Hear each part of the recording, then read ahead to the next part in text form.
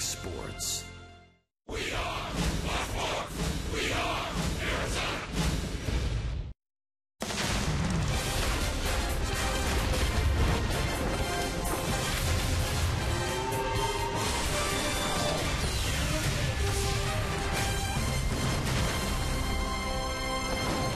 It's a Friday night home in Arizona, and here in downtown Phoenix, that means D-backs baseball. The Cardinal Red has moved on, and into Chase Field comes the green and gold of the Oakland Athletics. An old friend, Bob Melvin, Cy Young candidate Sonny Gray on the mound tonight versus Chase Anderson, who looks for his second straight win. It's D-backs baseball on Fox Sports Arizona.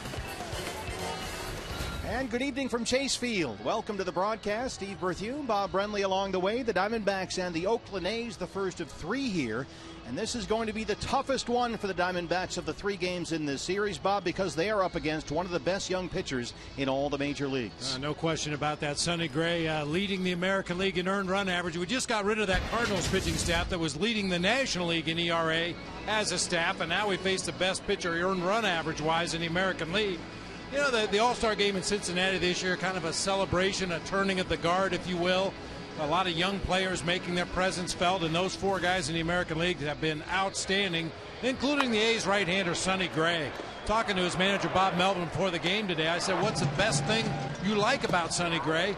And he said his competitiveness. He's got great stuff. He'll invent things as the game goes on. But this is a guy that's going out there to battle you from the very first pitch of the game until he comes out. Yeah, one of the best sliders in all of baseball. It accounts for more than half his strikeout total this year. The A's are struggling last place in the AL West, but they still have some hitters you have to watch out for. Yeah, there's a few recognizable names on this A's lineup, including their leadoff hitter, Billy Burns. This guy is a prototypical leadoff hitter. He steals bases, slaps the ball around, 33 infield hits, leading the American League. He'll steal bases. Josh Reddick, a more familiar name for the Oakland A's. He's been a consistent run producer, leads the team with his 65 RBI, and Stephen Vogt behind the plate leads the team in home runs. Bob Melvin really likes this guy behind the plate. Yeah, the A's tonight have an all-star battery. Stephen Vogt and Sonny Gray, both American League all-stars this year. Old friends, now foes. Chip Hale, Bob Melvin's former bench coach in Oakland, now head-to-head with Bo Mel for the first of three. It's Diamondbacks baseball on Fox Sports Arizona.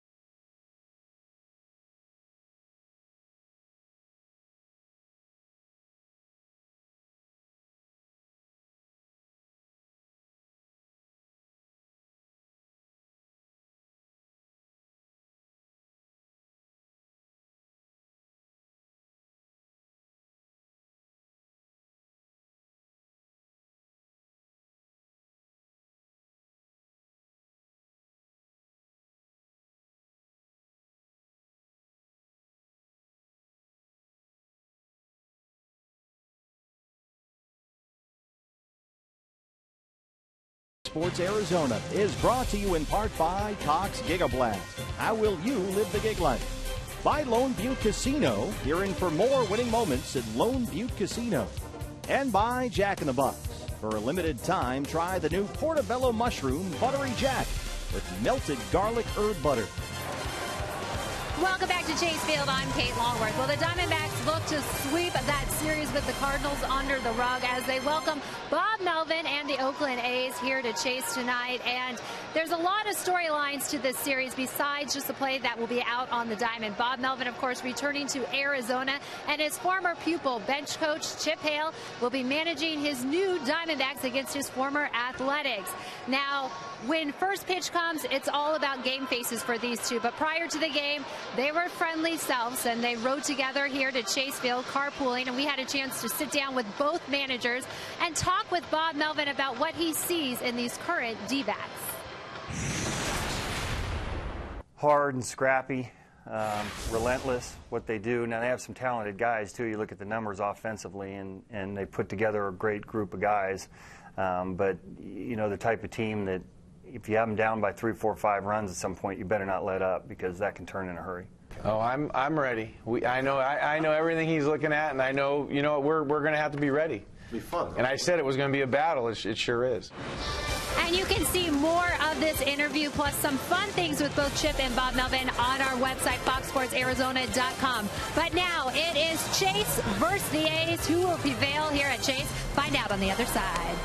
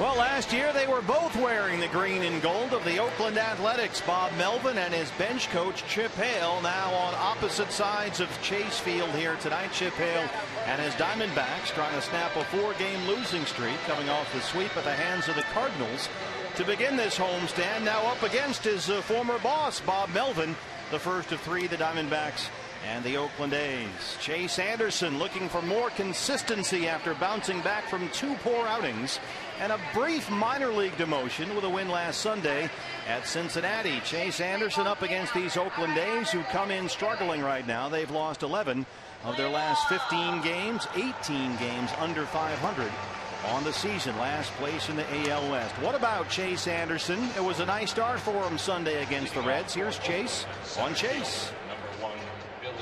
I kept things simple last outing. I understood what I needed to do out there.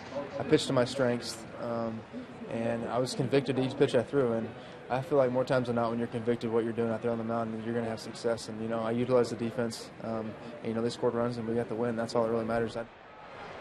Numbers for the season. He has struggled with fastball command ever since the middle of June. The ERA and the losses have been going up ever since. Hopefully, Bob, the win over the Reds last weekend, a turn back in the right direction. Yeah, 2 of his last 4 starts have come against the Cincinnati Reds. He shut them out both times. Nice to see what he could do against somebody in a different colored uniform here tonight against the Oakland A's. Careful with Billy Burns. He loves to attack the first pitch in it at bat. Look at that. He's got 46 base hits on the first pitch this year, and sure enough, he's hacking away 0-1. Burns, 298 and 3 home runs. He's got 25 stolen bases, so keep him off the bases if possible. A lot of speed here. See Jake Lamb in on the grass at third. Not a patient hitter up there. Not by any stretch of the imagination. He wants to get his at bat over with quickly and preferably get on base, because when he does get on base, he is a legitimate threat on the bags. You mentioned 25 steals up here in the major leagues this year. A couple of years ago, he stole 74 and got caught 7 times. Last year, 57 steals and got caught 7 times in the minor leagues. A couple different stops. Billy Burns hot lately, 9 hits in his last 4 games. And a home run Wednesday in their loss at Seattle. He's back even 2-2. Second among all major league rookies in hits, behind only the Giants' Matt Duffy.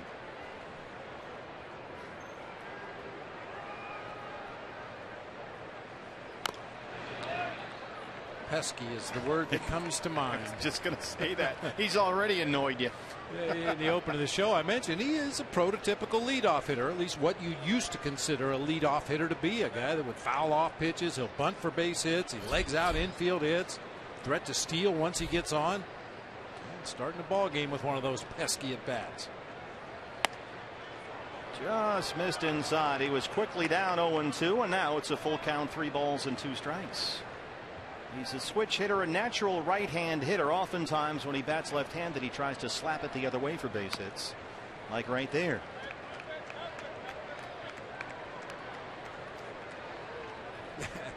That's a swing that's not really designed to hit the ball. That's just designed to foul it off. I don't want to put it in play. It's too close to take, but not really good enough to hit hard, so I'm just going to foul it off and make him throw one more. And one more, and on we go. And Burns, for a while this year, was looking like an American League Rookie of the Year pick until Carlos Correa came along in Houston. And already a 9-pitch at bat. Here comes number 9.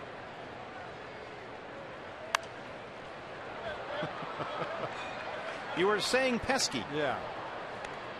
You can tell. You see the rug marks or burn marks on his left forearm.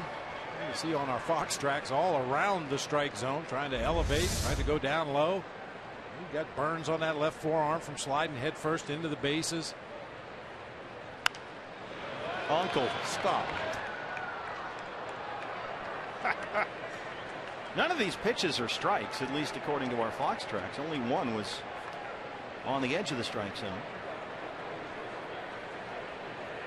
This is startlingly similar to the first at bat of the ball game last night by Matt Carpenter. He had a 9-pitch at bat before drawing a walk.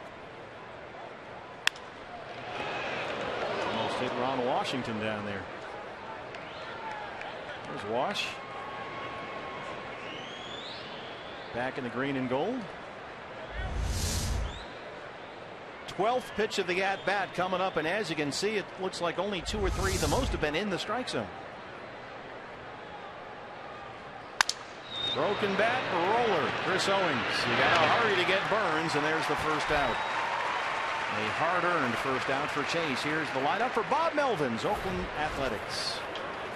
Well, we've seen Billy Burns at the top. He'll be out in center field. Mark Canha at first base. Josh Reddick out in right field. Danny Valencia at third base.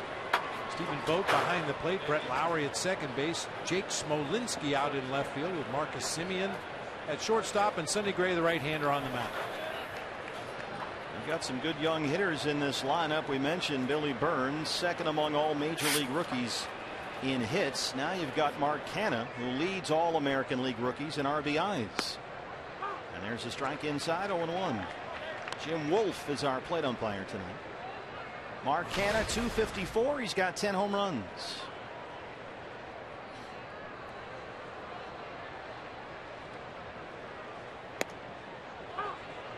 Chase quickly ahead, 0-2.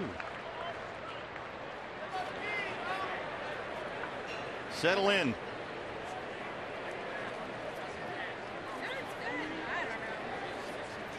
I'll have a chip. Get off me, ball.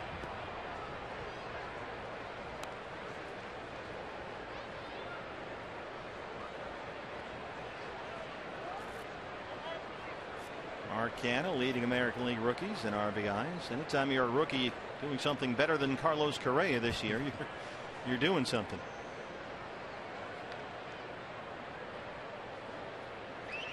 On to third. Jake Lamb is there. Spins and throws.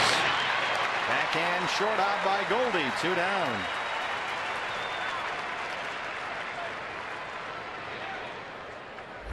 Smash down there to Jake Lamb at third base, just kind of smothers that ball to his left, make sure he has it in the glove before firing across to Goldie. A little bit low on that throw. You may remember at the beginning of the season, Jake Lamb was throwing a lot of balls in the dirt over there to first base, and Goldie was bailing him out time after time. We haven't seen many low throws recently. Diamondbacks will put the shift on for the left-hand hitting Josh Reddick. There's a look at the Diamondbacks defensively. Jake Lamb goes into the second base spot. And Chris Owings in the outfield. You're not with, though. It's embarrassed. Look at the look on his face, too. That's priceless. Slaps it the other way. Tries to steal an extra base hit there. Terry Finley's on that one, our Golden Glover down the left field line. Reddick at 280. He's got 15 homers. One of the few remaining familiar names on this A's roster that has seen a lot of changes the last year or two under GM Billy Beane. Off the fist, a roll into the outfield for Owens. Chase Anderson. Well, it wasn't easy getting Burns out, but it's a 1-2-3 first. And here comes Cy Young candidate Sonny Gray back after this.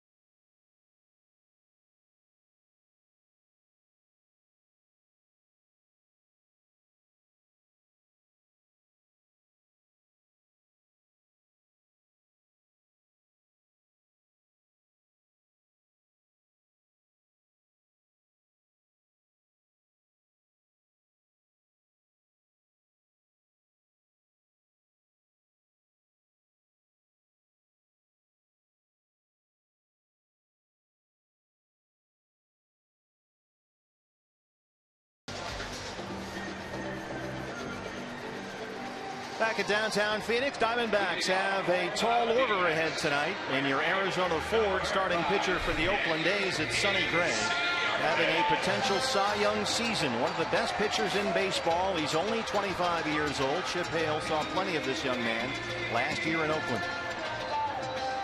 This guy's a bulldog. You know, they were looking at video of him in there, and I mean, obviously, stature-wise, he's not a big guy, but what athleticism on balls, you know, bunted balls or balls that are cued out in front of the plate, he's incredible. So, not surprised. The minute he came to the big leagues with us, he was a big reason why we won there. Well, that 2.10 ERA is the best in the American League and the lowest by an AL pitcher since Pedro Martinez in 2000. The whip is the best in the American League. He's also thrown 3 complete games and 2 shutouts. And I asked his manager, Bob Melvin, tell me a little about Sonny Gray. What will he throw tonight? He said, I don't know yet. And he doesn't know yet. He kind of just plays it by feel. He's got a wide assortment of pitches, a 4-seamer. He'll rely mostly on the 2-seamer slider combination, but he does have a curveball. He does have a changeup. And there was a start back in May against the Texas Rangers that he came up with a cutter. Well, you heard Chip Hale talk about his athleticism out there. He's not a big guy, 5'11", 195, but he retires Ender Inciarte to lead off the ball game. Center fielder. Knock it down, stay with it. Knows he has plenty of time to get the out at first base. Yeah, they started against the Rangers earlier this year in May. He felt like some of the left-handed hitters in the Ranger lineup were reaching out over the plate and slapping his sinker to the opposite field. So all of a sudden he started throwing cut fastballs in on the hands.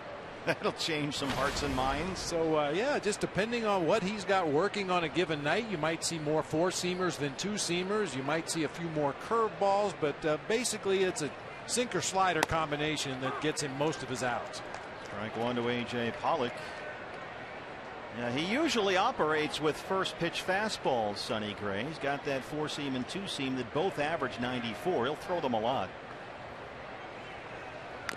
That slider is an absolute filthy weapon. It's one of the best sliders in baseball when you look at the pitch analytics. It's a hard slider at 87, and it's a big time swing and miss pitch for him. In fact, more than half of his strikeouts this year have come with that slider.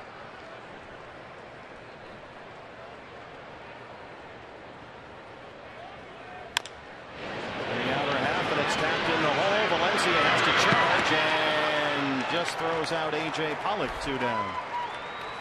The lineup for Chip Hale's Arizona Diamondbacks tonight. Well, we've already seen the 2 guys at the top. Inciarte in right field, Pollock in center, Paul Goldschmidt making his way to the plate right now. David Peralta cleaning up out in left field. Wellington Castillo doing the catching. Jake Lamb at third. Chris Owens at second. Chase Anderson moves up to the 8th spot tonight, and Nick Ahmed, the shortstop, mans the 9th spot. Well, Sonny Gray already 2 outs on 5 pitches. That's fewer than half the number of pitches that Chase had to throw to Billy Burns just to get 1 out. Here's Goldie.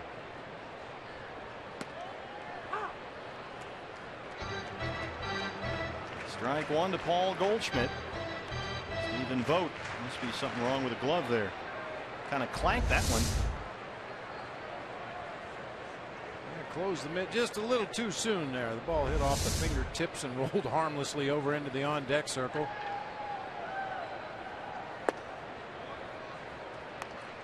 Goldie, 329 and 25 home runs. He is the National League's RBI leader.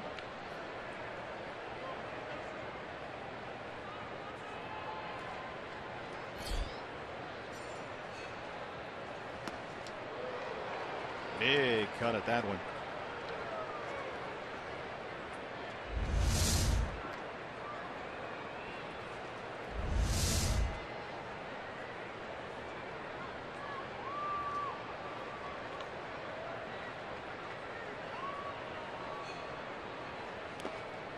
Two and two.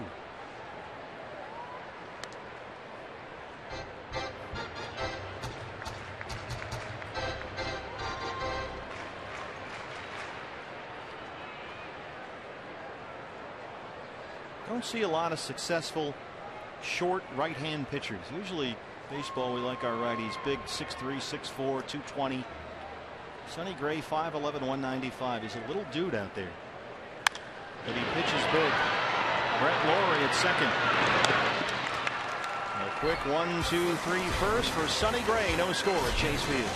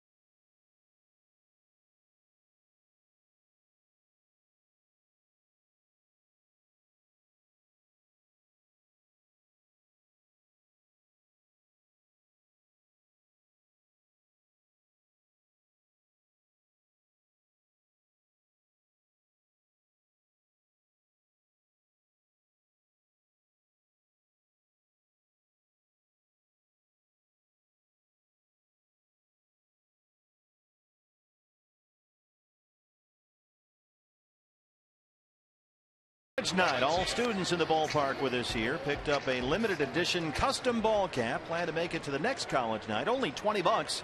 You'll get a ticket, a beer, or a Pepsi, and a D-backs cap in your school colors. Supplies are limited, so act fast.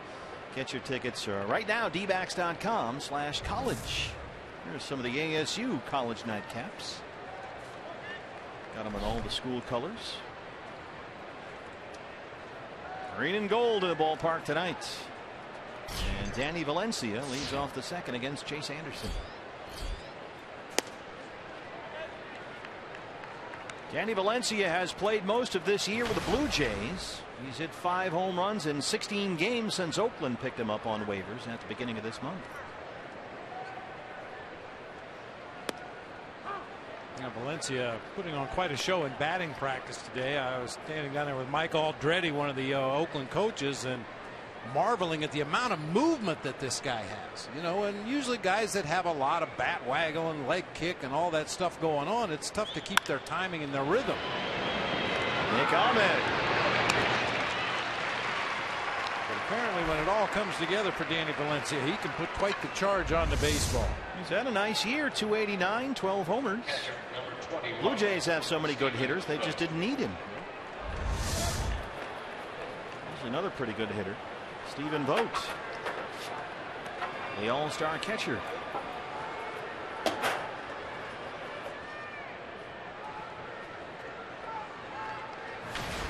.261 and 16 home runs. He had a big first half of the year. It's been quiet since the All-Star break. Shift is on for the Diamondbacks.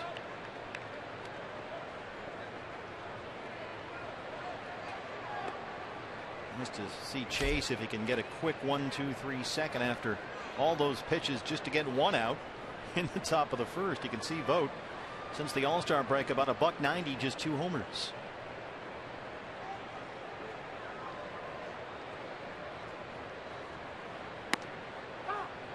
One and one.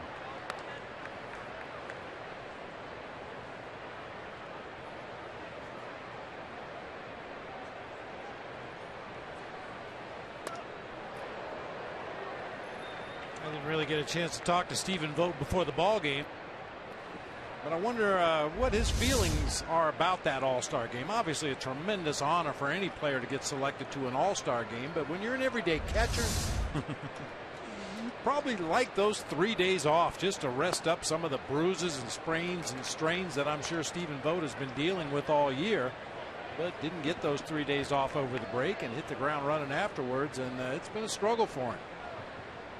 And he clearly has hit the wall. That's in there for a strike, and it's full 3-2. Nearly 290 before the All-Star break, 14 homers, and not a whole lot since. A weak dribbler to first. Goldie's got it. 2 down. Well, here's one of the more, I don't want to say controversial players for the A's, but the acquisition certainly was when they traded Josh Donaldson to the Toronto Blue Jays, and one of the guys they got in return was Brett Lawrie, who steps in at 275 and 12 homers. Now Donaldson has a very good chance to be the AL MVP in Toronto, and Lawrie, he's done okay, but he has since been moved from third base over to second, and look where he stands in the box. He is well off that plate. He really has to lean over out into the strike zone just to get near anything on the outer half. Now, this is one of those guys that would make Coffey nervous too. He is wrapped really tight.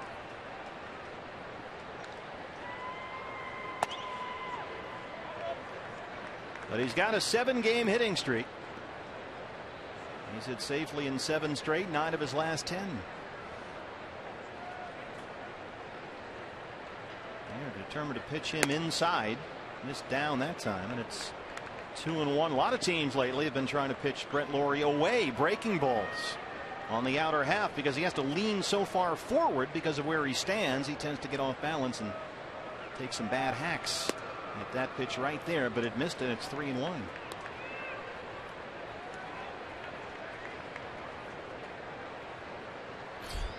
Jake Smolinski on deck.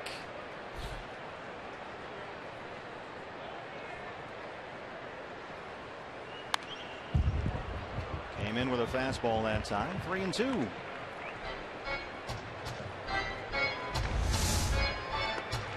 Well, a lot of these guys, Bob, just fidgety in there. A lot of movement, hands moving, bat waggling. Some guys with a high leg kick, other guys with real wide spread out stances. A lot of different looks already from this Oakland A's lineup, and we're only 6 hitters in. 3-2 pitch.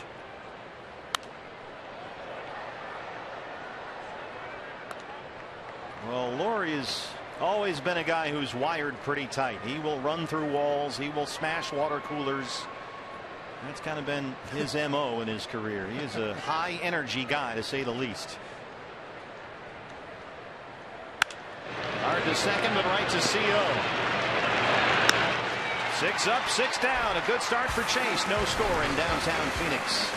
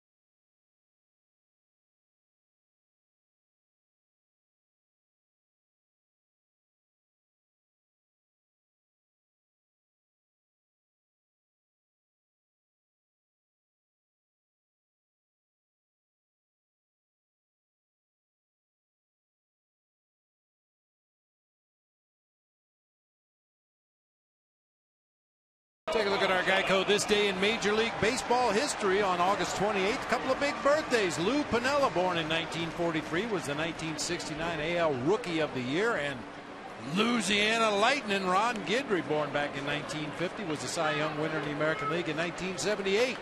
And we'll have Lightning Todd Walsh on the postgame show, Diamondback Live. That is a live look, just beautiful right here now. Chase Field in downtown Phoenix, Arizona. Home sweet home. What a night to be here. David Peralta leads off the second against Sonny Gray.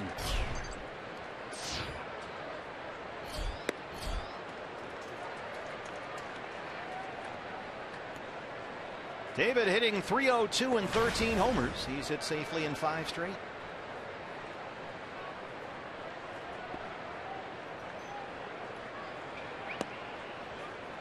Looking at what Chase Anderson has done so far, Bob. 6 up, 6 down, 6 ground ball outs. Love that.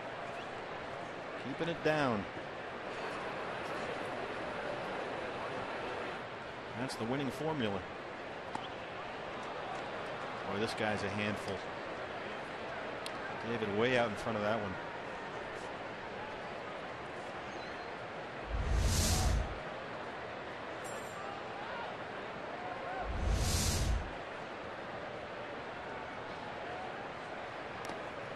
Two and two.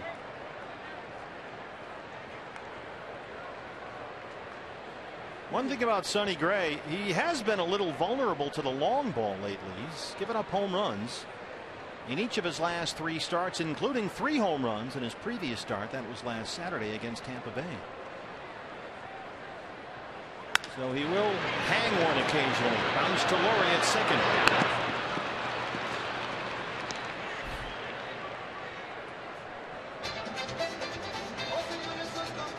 He has been excellent on the road this year, Sonny Gray.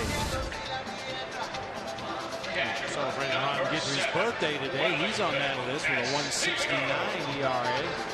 Pedro in 2000 was one of the best seasons ever by a pitcher, and so was Denny McClain in '68. El Tiante back in his Cleveland days.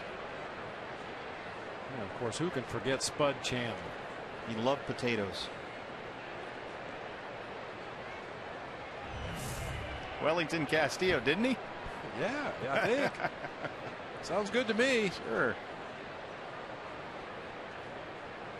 See if we can get some beef on the menu. Meat and potatoes tonight. Wellington Castillo, 242 and 17 home runs. 15 of those home runs coming with the Diamondbacks.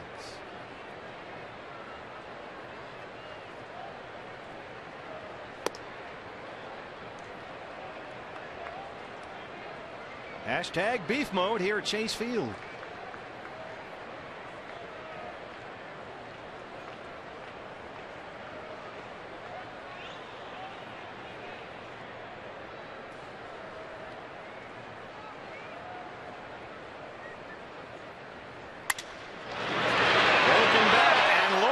Upstairs to get it. Top shelf. 2 down. Broken bat that splintered right in his hands, and Laurie able to go up and get it. Third baseman, number 19. You don't get the same kind of a recoil off a broken bat as you do if you make good solid contact on the barrel. That ball just didn't carry enough to get over the head of Brent Laurie. He has not played a lot of second base, Brent Laurie. He played just a smidge there in Toronto, and he was only at the beginning of this month moved from third base to second by Bob Melvin. So he's still sort of learning his way over there. Here's Jake Lamb.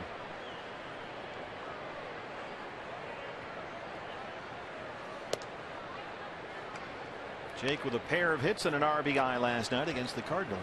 271 and 5 homers.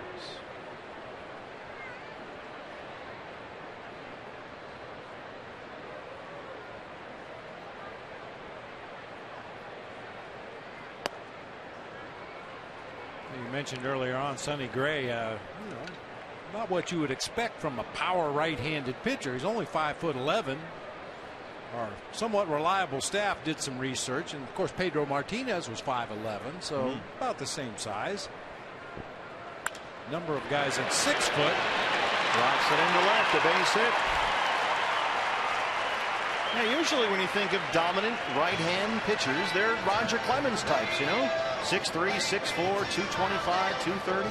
Second baseman, number 16. Some of these 6-footers that made the list: Robin Roberts, Greg Maddux, Bob Feller, Juan Marichal, all guys that came in at exactly 6 feet tall. So Sonny Gray just an inch under that. Oh, those socks make him look taller. Chris Owings.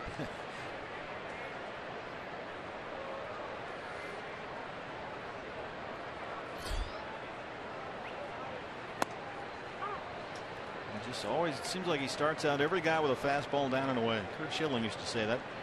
That's the best pitch I can throw in any situation, a fastball down and away. Money. I mean, Schill could dot that outside corner, first pitch to every hitter. It's kind of the model that Sonny Gray uses. When he gets 2 strikes on you, look out for that slider. That one leaked back out over the plate, and CO fouled it off. He's down 0-2. This is where Gray will go to the slider for the put-away pitch. Yeah, I was just thinking, I mean, obviously that's Sonny Gray's strength when he's ahead in the count, to throw that hard slider on the outside edge and break it off the plate. And we know that Chris Owings has had issues with that pitch, so you would think this should be the perfect storm right here. Slider away, I'm guessing.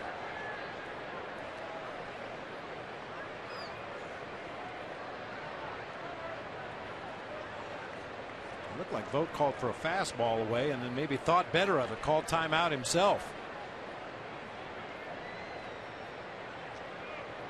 I think he went to the slider. Yeah, he had a flashback there to the advance meeting. That happens.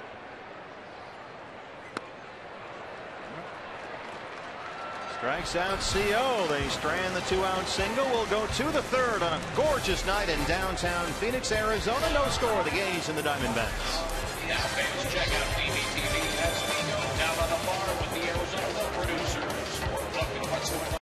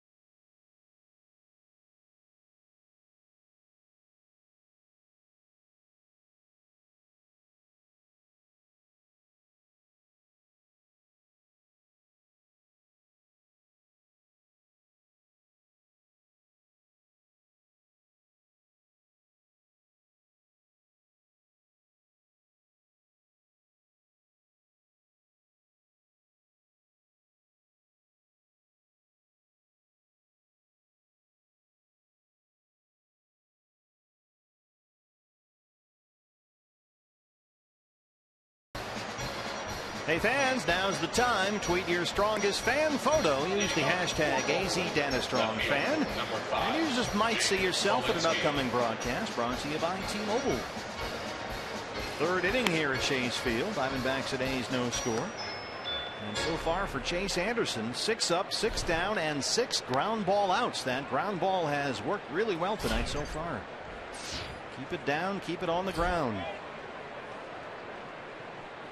Lower third of the Oakland order, Smolinski, Semien, and Gray, 7, 8, 9. Here's Jake Smolinski, the left fielder. Just 15 games with the A's this year after coming over from the Texas Rangers. And another style of hitting. Once again, talking to Mike Aldretti, the bench coach, he really likes this guy's approach. He says he has a very repeatable approach. Very still in the batter's box, not a lot of moving parts, but another ground ball from Chase Anderson. Jake Lamb throws him out.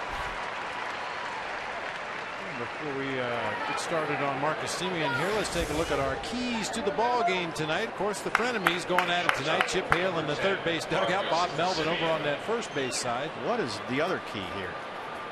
Well, the shades of gray, and 2.10 is his ERA. So see, you've been reading fiction again, have you?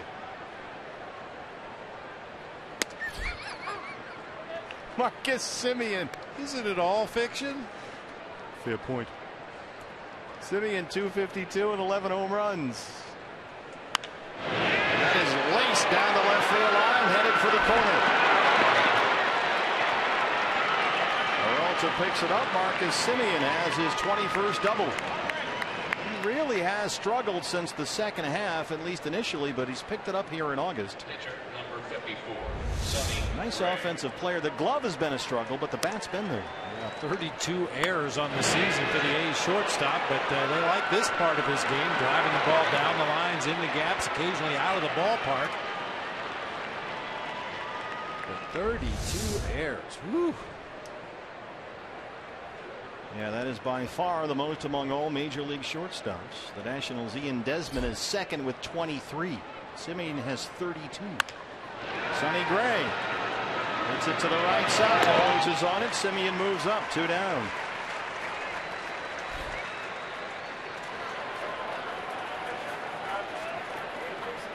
And here's that pesky Billy Burns again. center fielder Billy Burns. A good move there by Wellington Castillo. Even with 2 outs in the inning and a runner at third base, he went out to warn the quarter infielders as well as Chase Anderson on the mound. Be ready for the bunt. It's a big part of Burns' offensive approach, putting that ball on the ground. And he has 33 infield hits. That's second in the majors behind only D. Gordon.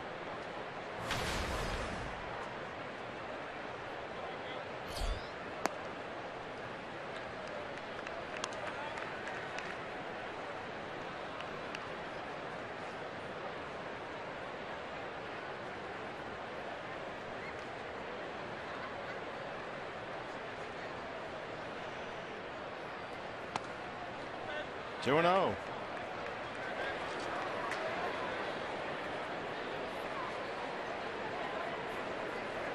I think the truck is safe for this at bat. Billy Burns would have to hit it 3 times to get it out to that pickup truck. Well, what's funny is he's got almost no power. You're right. He played in just over 400 career minor league games and homered twice. But he's already got 3 home runs in the big leagues this year. So he's run into one every now and then. 3-0 is in there. And it's funny too, Billy Burns only has 4 bunt hits all season long. The A's only have 8 as a team. But you have to respect the speed and the possibility that he might try to bunt with that runner at third base. So both corner infielders playing in. Take a big cut at that fastball, and it's full 3-2. And now everybody will back up in a 2-strike count.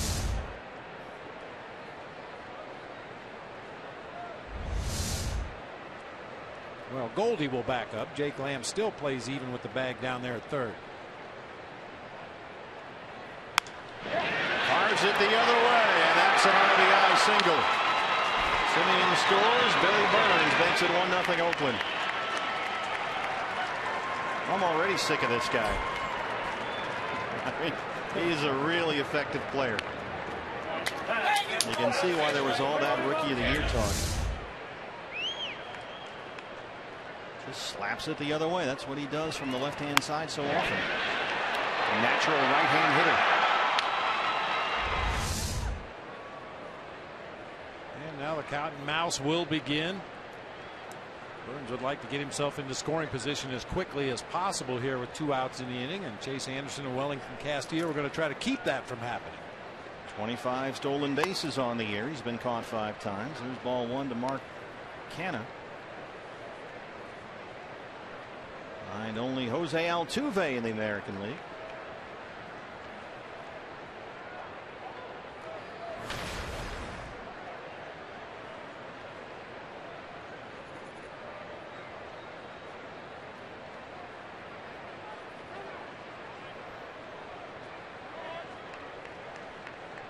There's Mark Canha, a Rule 5 pick last December, and keeping him on the roster has not been an issue for the A's.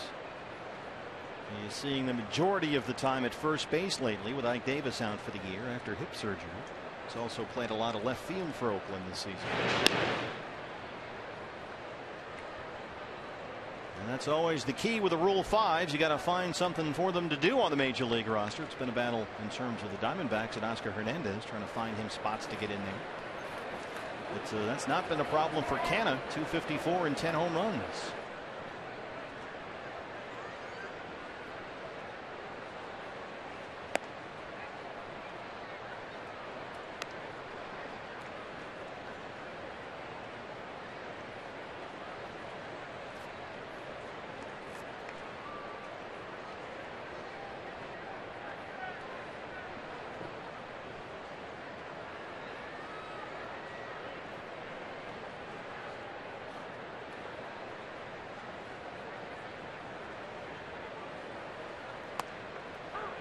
Two and one.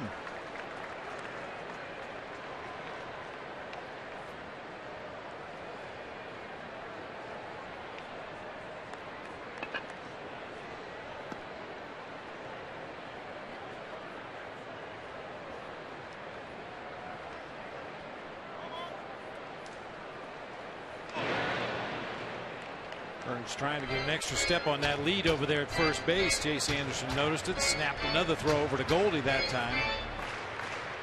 He's trying to see how far he can push that primary lead off the bag at first base. If he gets out to a point where he thinks he can steal the base, he has the green light to go.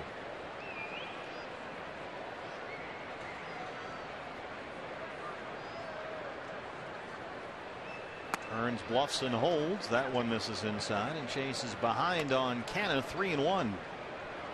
50 pitches now, 32 strikes.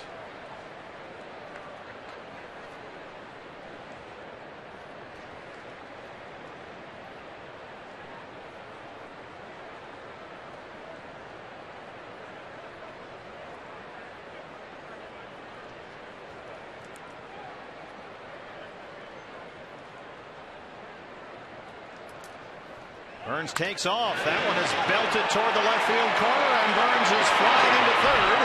Ron Washington will wave him home, and he will score.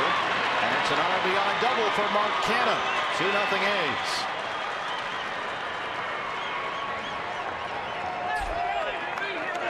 Well, Mark Canha leading all American League rookies in RBIs, and he adds one more to the list. And speed doesn't always just show up with stolen bases. That time Burns couldn't get a jump at first base against Chase Anderson. Finally does get a jump. And when Canha pulls that ball down into the left field corner, you can see Ron Washington never hesitated to send him on home, and he scores easily without a play. Well, Simeon had the one-out double. Sonny Gray's ground ball out moved him to third, so it was a man on third, 2 outs, but Burns with a single, Canha with a double, and quickly it's 2-0 Oakland. And Josh Reddick steps in.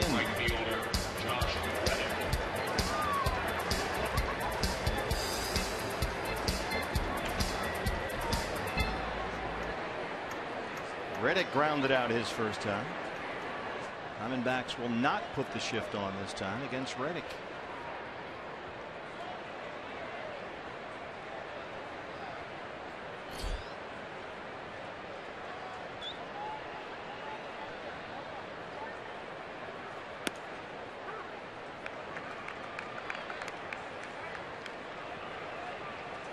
One of the encouraging things about Chase's start Sunday in Cincinnati was that when he got himself into immediate trouble back in that first inning against the Rays, line single by Phillips, a 4-pitch walk to Joey Votto, he found a way to settle down and pitch out of it.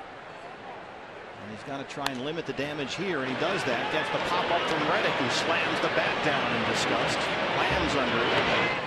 And they strand Canna, but the A's get 2. They lead it 2-0.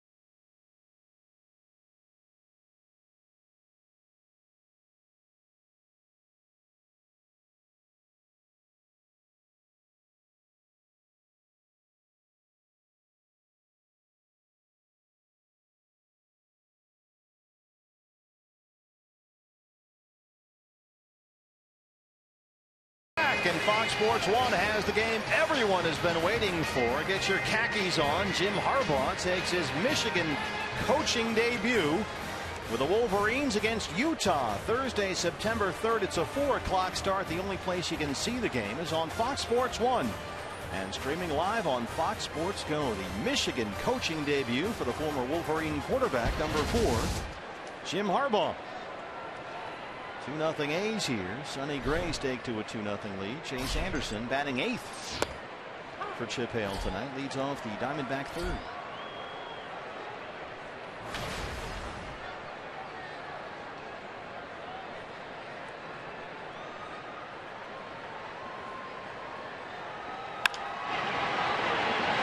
Simeon at short.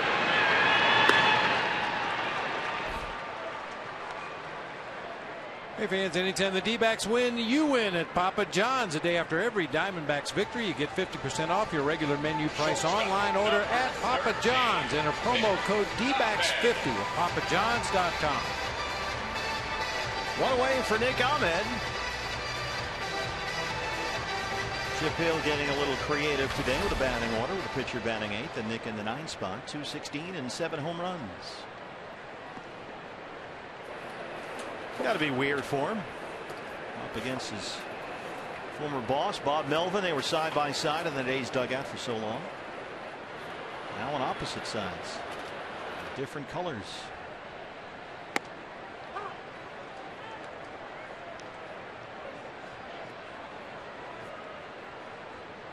You got to catch up with your old bench coach for a while today. Yeah. Is he hanging in there? I mean, they're having a tough year. They're 18 under 500. They're 16 games back. They've lost 11 of 15. Well, I think he knew the job was dangerous when he signed up. He understands the situation there in Oakland. If they're not deep into a pennant race come trade deadline, they're going to unload as many salaries as they possibly can. And unfortunately, it really gutted the team that Bob Melvin thought he was going to have when the season started. But you know, Mel doesn't complain. He just tries to find a way to win tonight with the guys he has available. Reaches down and rolls it to short. Simeon again, 2 down. Well, there you are with your old bench coach. Well, I'll tell you what, he's an outstanding manager. There's no question about it. But I can't imagine a better bench coach than Bob Melvin was. I mean, especially being a first-year manager, I had a lot to learn about the job. Just you know, some of the technicalities, some of the things you have to know.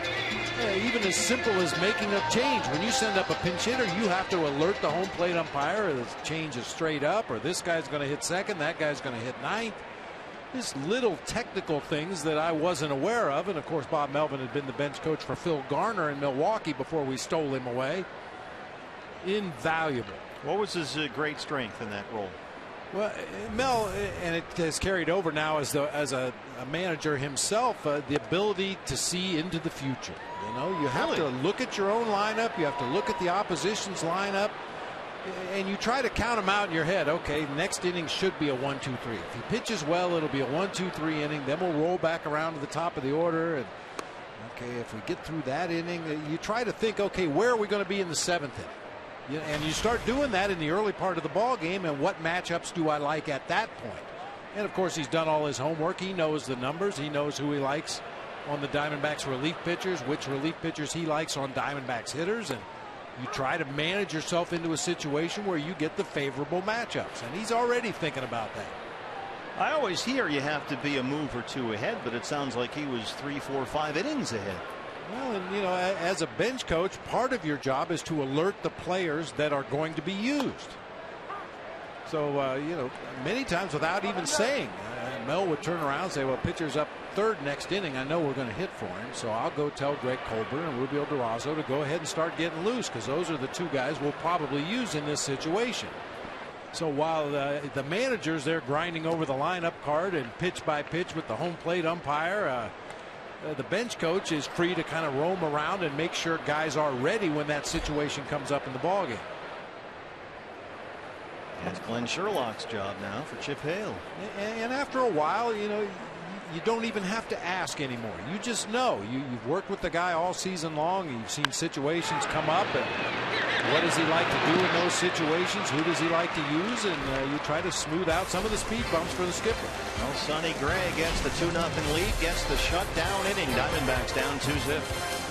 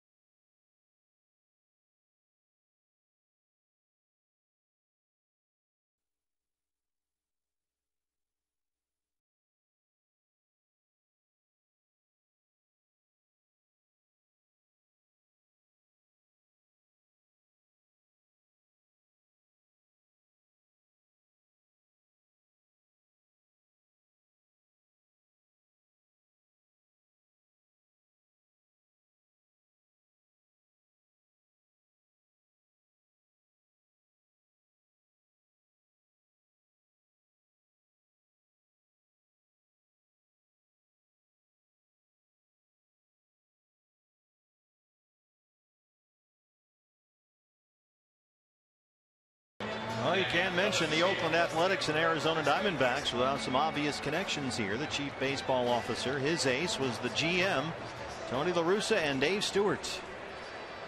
That was a good team. They had a good run. Oh, yes, they did. We always, as member of the Giants, we always played the A's the last 2 games of spring training. They used to call it the Bay Bridge Series. 1 game over in Oakland and game in San Francisco. So we developed a little bit of a dislike for the A's playing in San Francisco. They always had a chip on their shoulder because they were the 2nd team in the Bay Area, but During that time, they had a lot more good teams over on the other side of the bay than we had at Candlestick.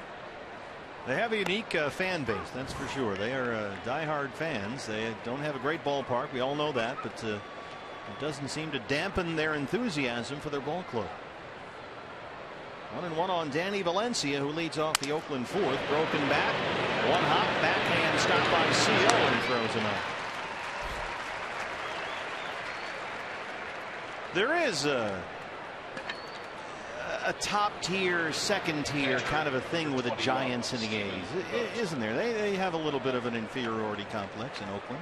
Well, especially once AT&T Park was factored into the equation. I mean, at one time people would say, oh, Oakland's ballpark is so much nicer than Candlestick, which I always disputed anyway. It was just as cold, just as windy, and just as empty. But once the Giants got that new show place down in the China Basin, one of the greatest ballparks in the game, I think that put some more separation between number one and number two in the Bay Area. And that ballpark situation or dilemma for the A's is ongoing. No resolution inside, it would seem. 1-1 on Stephen Vogt.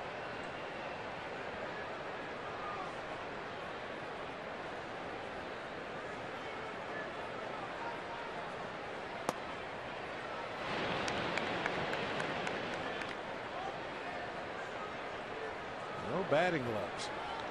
I bet he has calluses that are an inch thick on his hands. Calluses have calluses. All wrapped up. Dirty. I mean, that's a catcher right there. He's a mess. Look at him. He's got all kinds of things going on there. The pine tar, elbow pad. Pad's got pine tar on.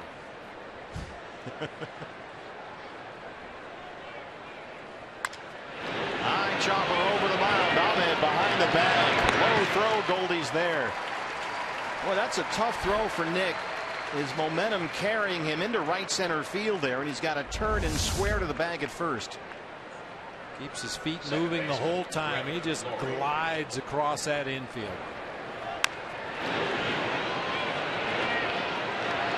That's part of the reason why Bob Melvin likes Stephen Vogt so much. This guy is a max effort player. He's not a fast runner, but he'll give you 100% every time he goes down that first baseline. Brett Lowry looks at ball one. Strike one. Nice if Chase could get a 1, 2, 3, 4th here in the middle of this Oakland order after giving up 2 runs in the third. 0-2.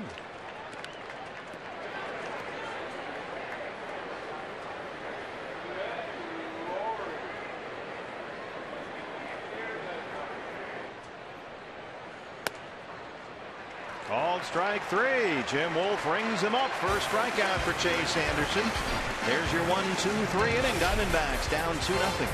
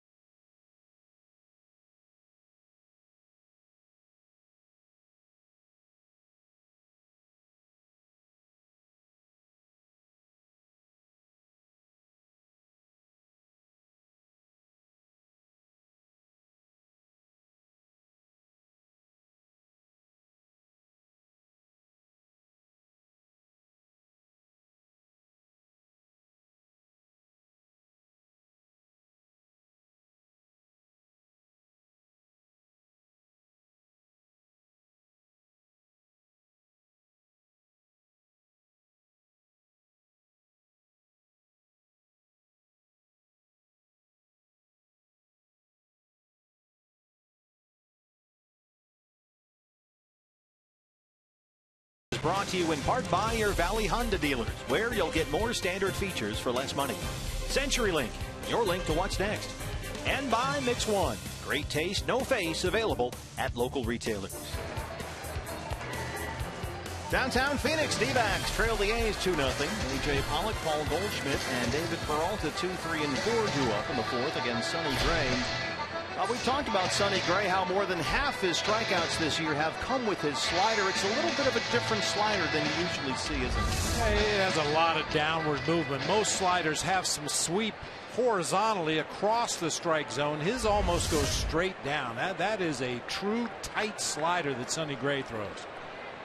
Yeah, usually it's a pitch that moves east to west. Yeah, there's a little sweeping action away from a right-handed hitter, but he just throws it on the outside part of the plate with that downward movement. Either gets a ground ball or a swing and a miss. Got to get something going against this guy. A little tapper to Valencia, who's got a big arm down there at third. That's 5 in a row retired by Sonny Gray.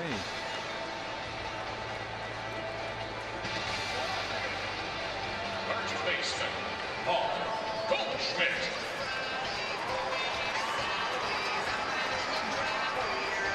Hey fans, anytime the D-backs score 5 runs or more, Taco Bell is giving away 3 free tacos with the purchase of a large drink between 4 and 6 the following day at participating locations. Goldie grounded out his first time.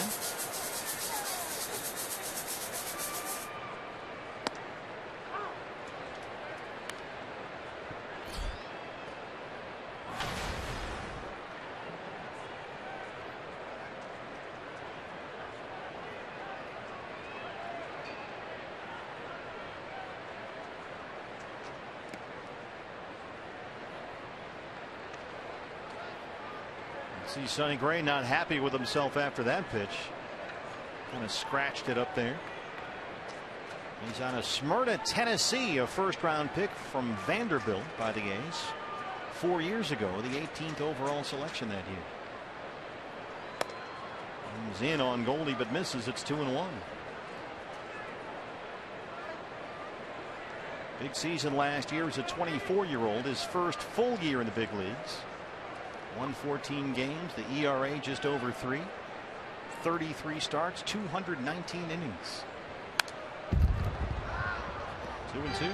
We've been talking a lot about the A's hitters and the different styles. Some guys are very active with their bat waggle and their leg kick, and other guys are very still in the batter's box. And you watch Sonny Gray, he keeps his legs underneath his body as good as any pitcher. I mean, there's not a lot of movement back and forth. His head is very still. His upper body is positioned directly over his legs. As a contrast, think about Houston Street. He starts on the third base side of the rubber. He moves all the way to the first base side. He steps off one side of the mound, then back to the other side of the mound before he throws the ball. And Sonny Gray is a polar opposite of that. Boy, he just went down and away with that fastball, and this one gets right by Goldie. Is that the base we always hear about for the pitcher? I've always heard it said you want to keep your legs under your body. A lot of times guys get to leaning back and leaning forward, and their weight is not over their legs, and it throws off their entire delivery. But he's very compact out there, very simple delivery. David Peralta. But it's repeatable. That's a word you hear all the time from pitching coaches, from hitting coaches. Can you do it over and over and over and over again over the course of a ball game and continue to throw effective pitches? Well, some guys have all kinds of herky-jerky things going on, and I always think of Ubaldo Jimenez like that, who moves it around in so many different directions. And you know, it's like a Ferrari. One little thing gets out of whack, and it's in the shop for 6 weeks. But for pitchers, I guess not only is it a performance issue, but it's a health issue too. Yeah, sure.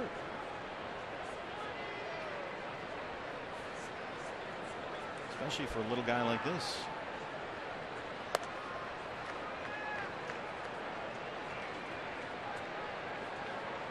David ahead 3-0. 1.64 ERA on the road.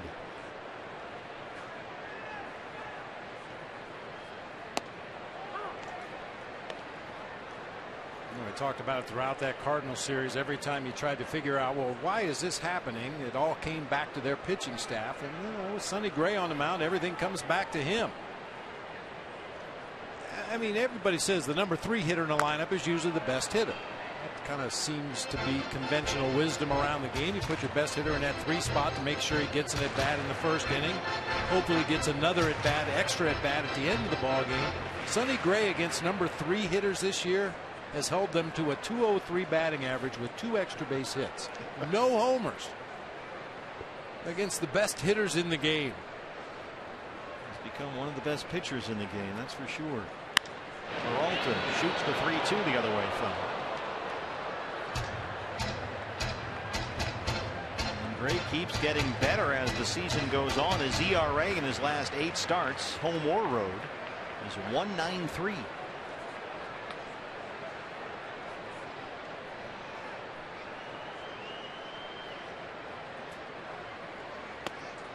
He walks Peralta. He's the second base runner for the Diamondbacks against Sonny Gray. He had retired 6 in a row.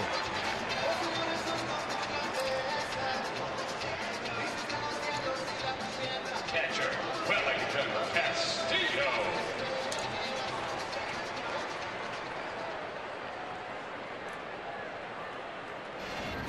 This was on Monday. Wellington Castillo, El Centro, just to the right of straightaway center field. It'd be huge for this Diamondbacks lineup if Wellington Castillo could heat up the way he did on that Seattle-Houston road trip. Oh boy, they couldn't get him out. Not only couldn't they get him out, they couldn't keep him in the ballpark. Well, remember, we mentioned that a moment ago. Gray gave up 3 homers in his last start. That was last weekend against the Tampa Bay Rays. Beef mode.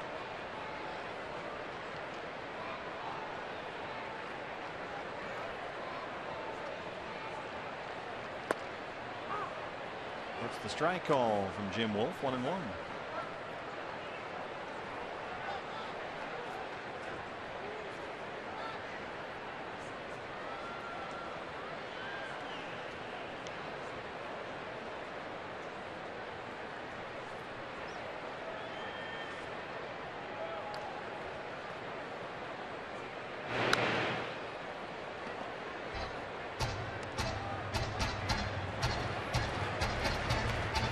One of the things Bob Melvin was most concerned about when I talked to him down in his office this afternoon was the Diamondbacks running game.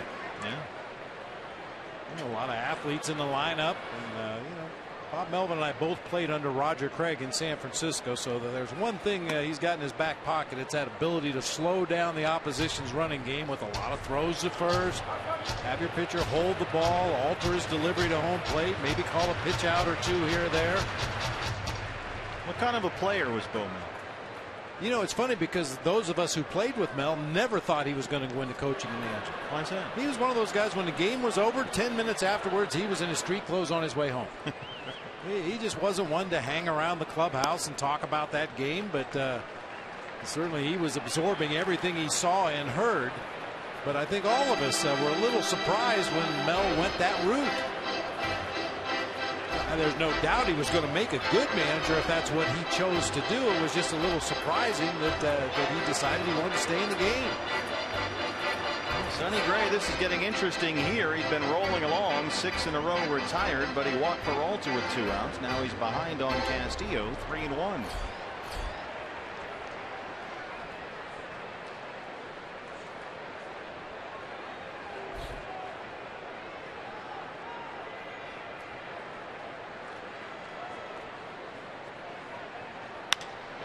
Drives it to right center. Burns is out there, and he can go get him. Chases that down in the gap. We'll go to the 5th inning. It's still 2-0 Oakland.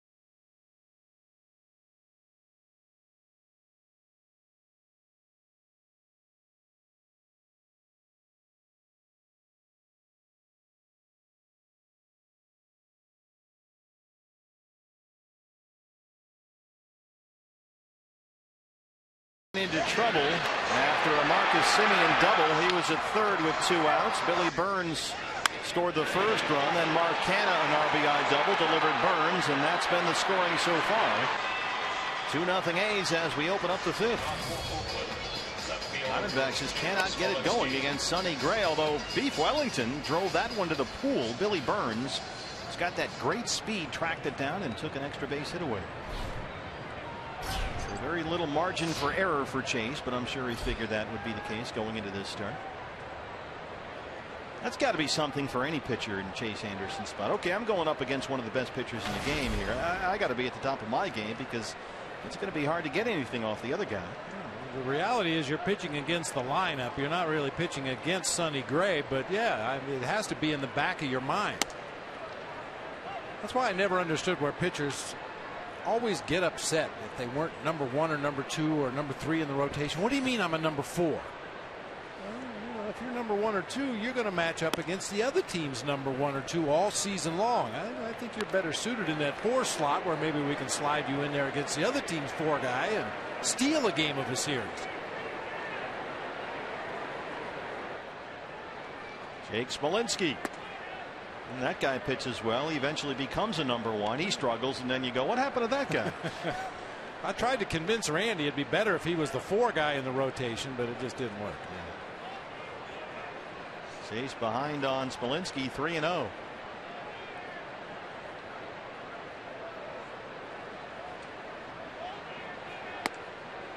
There's a strike. Smolinski just called up from AAA Nashville last Wednesday.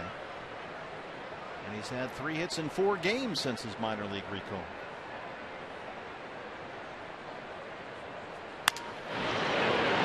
Ahmed, bell-time hot that time. Strong throw from Nick, 1 away in the 5th. Yeah, that's what I'll never understand again. I mean, it's happened to a lot of organizations. It happened to the Diamondbacks. Their AAA club used to be in Sacramento, just an hour or so up the road from Oakland. If you had a need, even in the afternoon, if you were taking batting practice and somebody got hurt, you could call down to your AAA club in Sacramento and have somebody in Oakland by game time.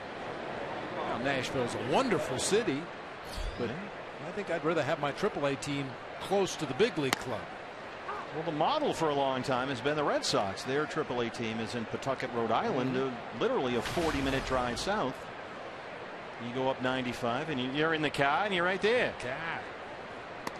The Diamondbacks used to have the AAA team down in Tucson. That was always very convenient. You know, we tell guys to put their cleats on in the car. You might get in the game by the time you get here. Semien doubled and scored his first time. I have 11 ground ball outs. 11 ground ball outs so far for Chase Anderson. I mean, that is outstanding. Just those back-to-back 2-out hits in the 3rd, the only things that have got him so far. Semien sends it to left center, and Peralta has to watch it go over the wall on the hop. Marcus Semien 2 for 2, a pair of doubles. Well, you can see why they hang in with this young man and his defense. It's been better lately, but they really like the bat, and if they think the glove can make some progress, they might have something here. You can see why they like the bat. Jerked one down in the left field corner in his first at bat. Splits the gap in left center this time with a lot of backspin on that ball. Bounces it out of here for a book rule double. I always like when you say that. Book rule. Book rule. I'd never heard that before. I think that's great. Well, it's technically there are book rules and then there are ground rules that are specific to each ballpark. I was corrected very early on in my broadcast career. That's a book rule. It's not a ground rule. Come on, Brenly. Sorry. Sonny Gray. Sonny does not look like a hitter up there. I'll tell you what, though, he did a nice job advancing Semien onto third base with that inside-out ground ball to second base in his first trip to the plate in this game. Sure did. Just hit it to the right side, moved Semien along to third. He scored on the Burns single. And Burns came in on the Canha double.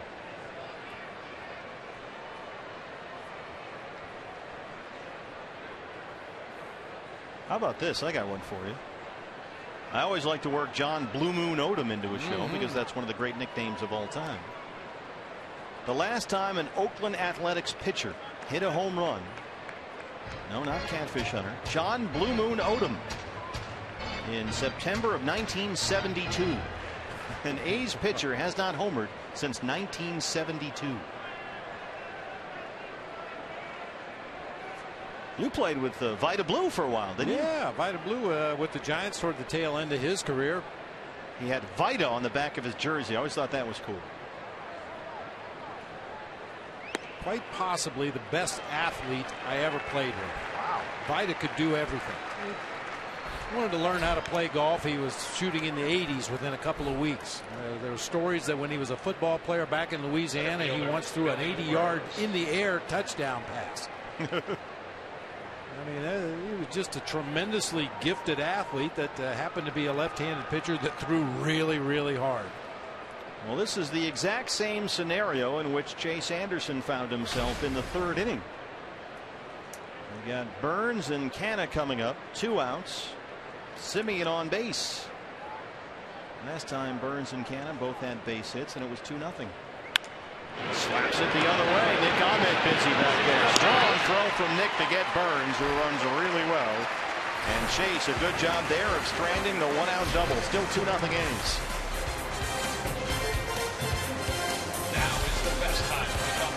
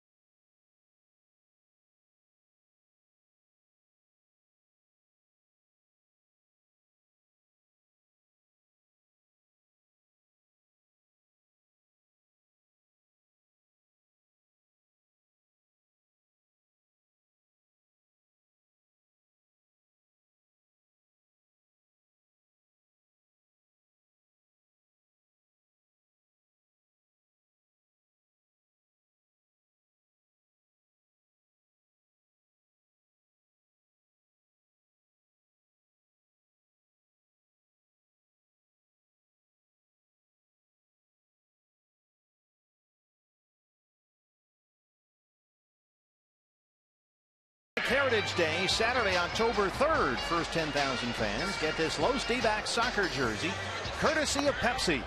And then stick around after the game for a concert featuring Luis Coronel. For tickets, visit dbacks.com.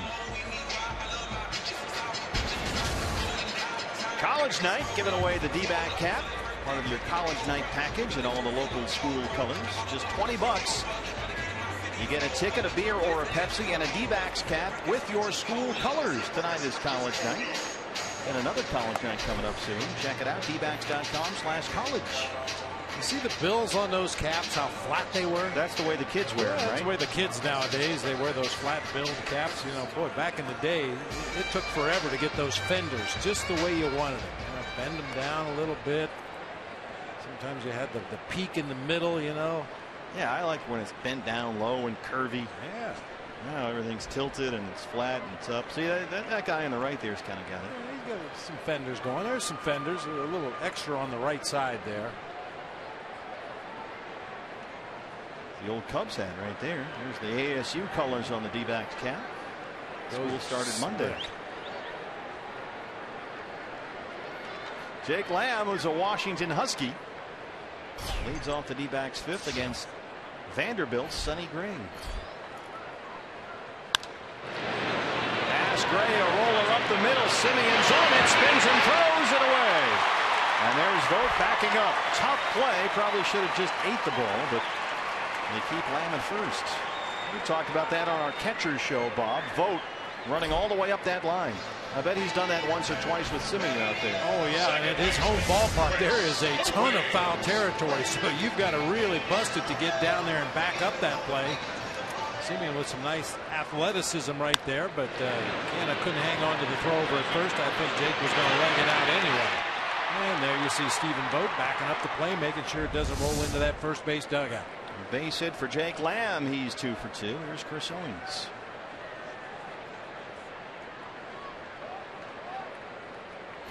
Here's the strikeout victim his first time up. And CO had a tough series against the Cardinals. And he is now 0 for his last 17 with 8 strikeouts.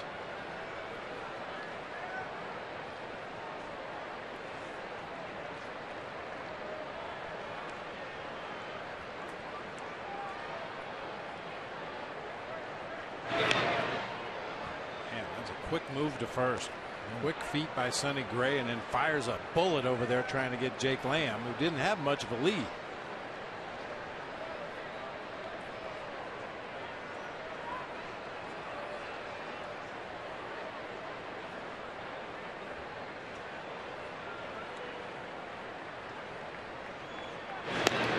Another close play down there, keeping Lance Barksdale on his toes. Just me, or is Sonny Gray's glove like crazy big for a pitcher? It is bigger than most, yeah. It's like one of those things you play highlight with. You know who else used to use a really big glove was Greg Maddux. Huh? You know, he wanted as much leather between him and the ball as he possibly could get. Of course, Mad Dog has a whole mantle full of gold gloves at home. Double play ball. Laurie throws it away. The A's infield having their issues, and we've talked about that ad nauseum. They got a rookie shortstop who's leading the planet in errors, and Laurie, who's just recently moved over from third base.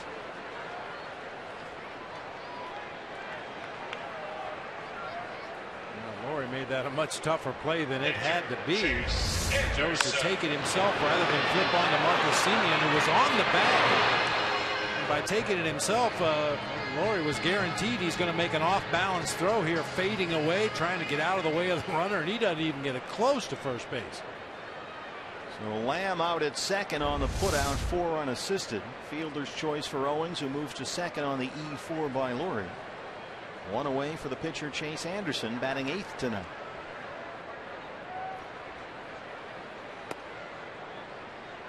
That's error number 21 on the season for Laurie. Well, he's one of those play with your hair on fire kind of guys. He was like that way at third too.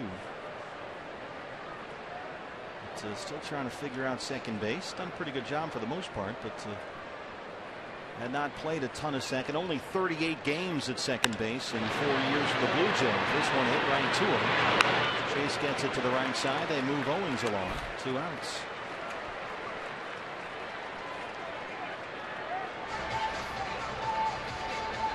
All the D-backs wherever you are with MLB.com at bat, the #1 app for live baseball. At bat is up to the moment with in-game highlights, live look-ins, replay reviews, radio broadcasts, StatCast, and much more. Get MLB.com at bat for your smartphone or tablet. Looking for a 2-out hit from Nick Ahmed here, who grounded out his first time up.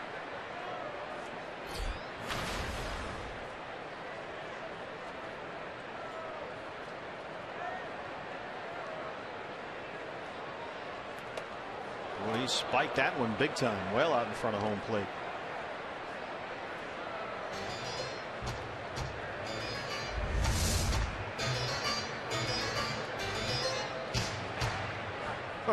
Vogt got it right in the grill. No such thing as a bad block. Knocked it down with his mask that time. It's funny how, no matter how far in front of the plate it was, his instinct was to cover the 5-hole there with a glove.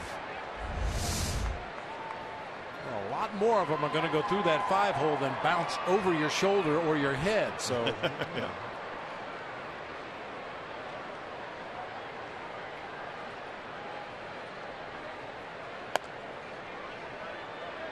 Sonny Gray getting a little erratic here as the game is going on. And walked Peralta with 2 outs in the 4th. Went to a 3-ball count on Castillo before he drove one to the gap in right center for an out. Lamb the leadoff single. Spiked a couple of curveballs here.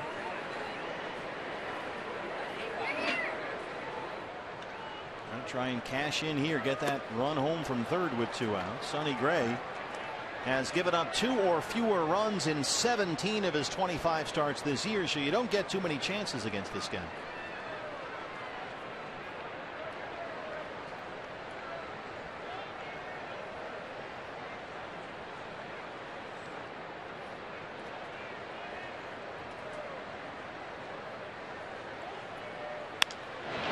Gets it in the air, left center. The Birds can cover a lot of ground. Smolinski cut right in front of him that time, and he hangs on. Diamondbacks almost caught a break there, but they strand Owings at third. This one a little too close for comfort for Bob Melvin, I'm sure, but it's still 2-0 Oakland.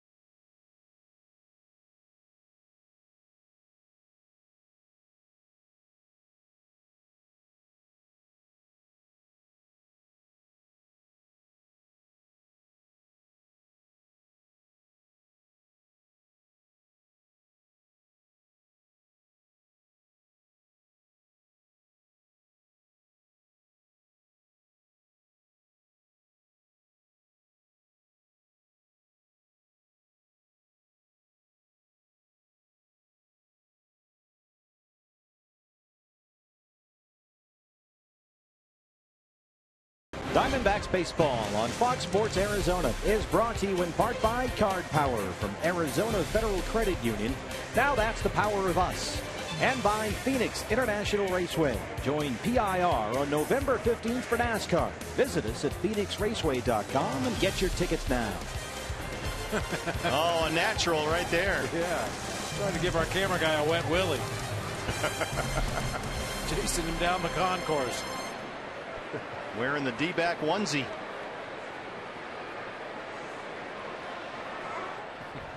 Mark Canha leads off the Oakland 6th against Chase Anderson.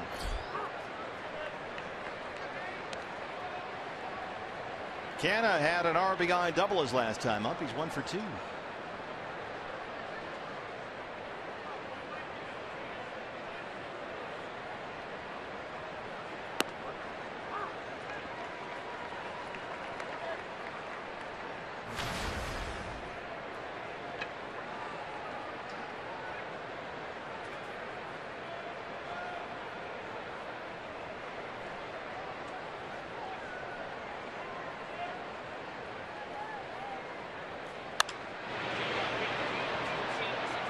Canha's another Rule 5 guy. He was originally a Marlins draft pick out of Cal. This team is full of Cal Bears, including Bob Melvin.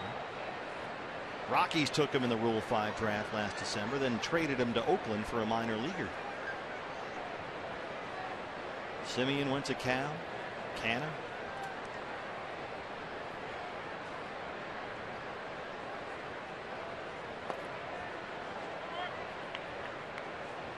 I always have to give Mel a hard time. Went to see some college games at the University of California, Berkeley, and out beyond the left field fence there's some kind of a phys ed building or something there, and they've got big posters of famous Cal alums, baseball players. I didn't see Mel out there. Wow. Well, they do have a long and storied history. It's not like got a couple of stiffs in Bob Melvin. Well, I remind him of that every time. When he claims Cal as his school, I say, well, wait a minute. I didn't see your mug out there on the Wall of Fame. So when I go to Oxford, Ohio. No. Athens. Ohio. Athens, that's right. I always get those. Oxford is Miami. The Redhawks. So is there a life-size Brenly anywhere over there? No, there is one god-awful, hideous picture in the Hall of Fame there. Wow. Well, it was back in the day, and everybody was into getting the perms, you know, getting the curls. How have we not seen this picture? Oh, God, please. A perm? It was a mistake. It was a bad mistake, a youthful mistake. Well, we've all done that. But, you know, everybody was doing it at the time. Seemed like a great idea. Sure. I suppose if everyone jumped off a bridge. 3 strikeouts for Chase.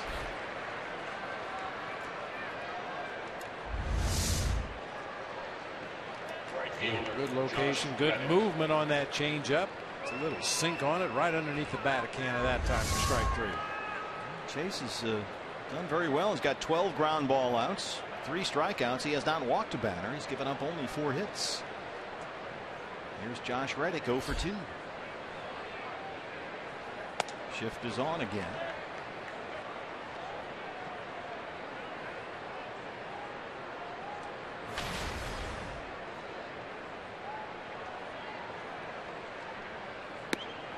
Got to be on top of your game tonight, partner. What's up? We've got royalty listening in. Mark Grant, who does such a great job covering the Padres, is up in Flagstaff with his son Andrew, going to NAU.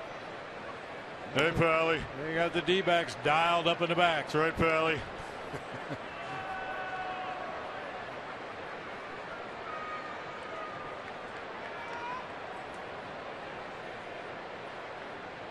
Three 3-0 on Reddick.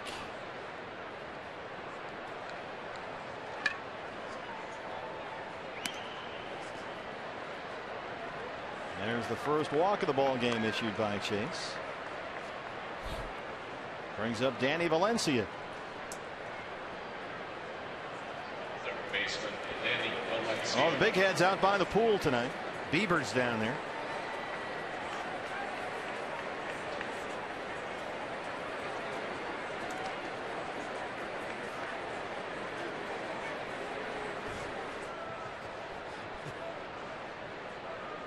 Valencia 0 for 2.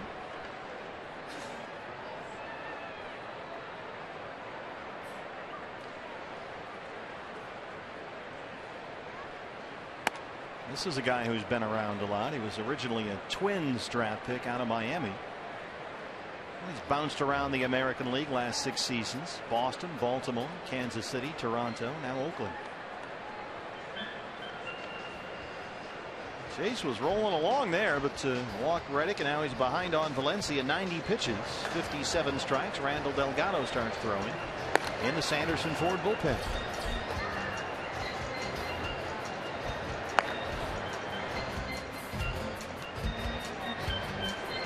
I'm sure he wants to at least get Chase through the 6th. After his struggles and his demotion to the minor leagues only for 36 hours, you get the nice bounce back start at Cincinnati on Sunday, and he's pitched well again here. Certainly leave on a good note if you can tonight.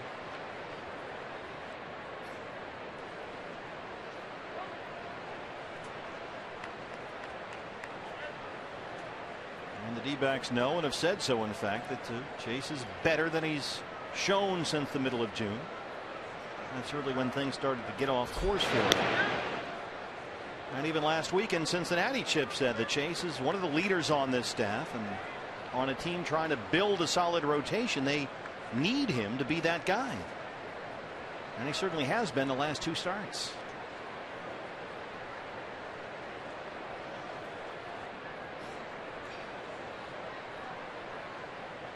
Base hit.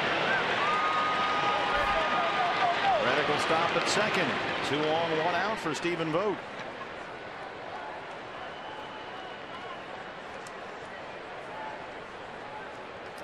Catcher Stephen Vogt. Now Valencia, with all that extra movement he has in his swing, I was just thinking a changeup or a slow breaking ball might not be the best way to attack him.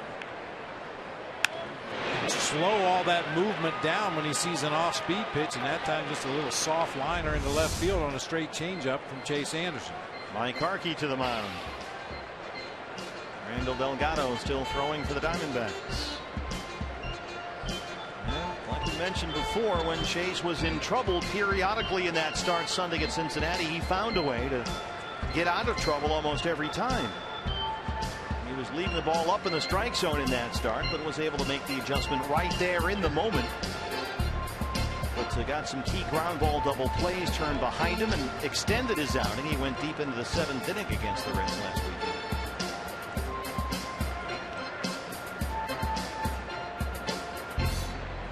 Hey fans, we invite you to play Kachinko by signing up on one of the 20 interactive kiosks right here at Chase Field during any Diamondbacks regular season home game.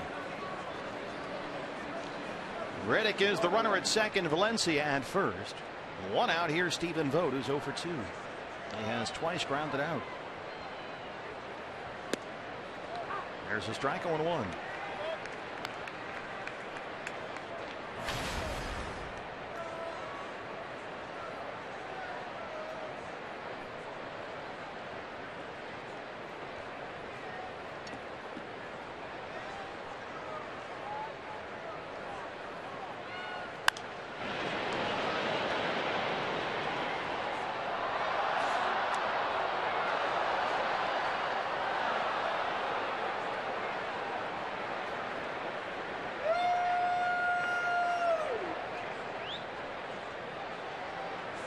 That outfield even looks bigger from behind, doesn't it?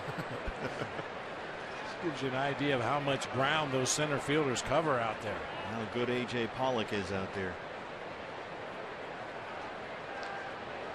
A lot of room in those corners and right and left center.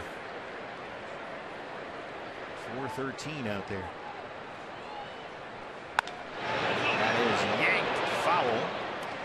John Kladnick's on it down there. Now John has to negotiate. Gonna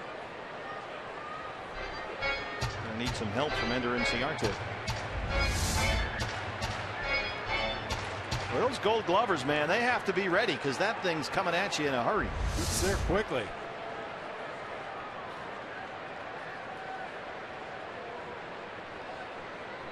Terry Finley ready down the left field line.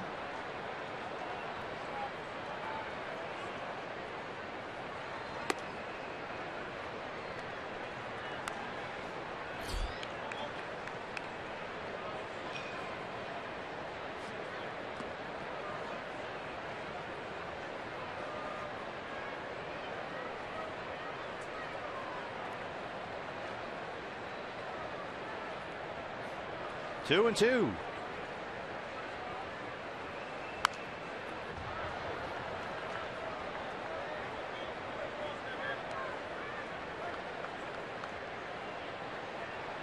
Stephen Vogt from Visalia, California, where the Diamondbacks have one of their minor league affiliates. Girls' night out tonight at the ballpark on a Friday night. Nice work. Good seats, good food.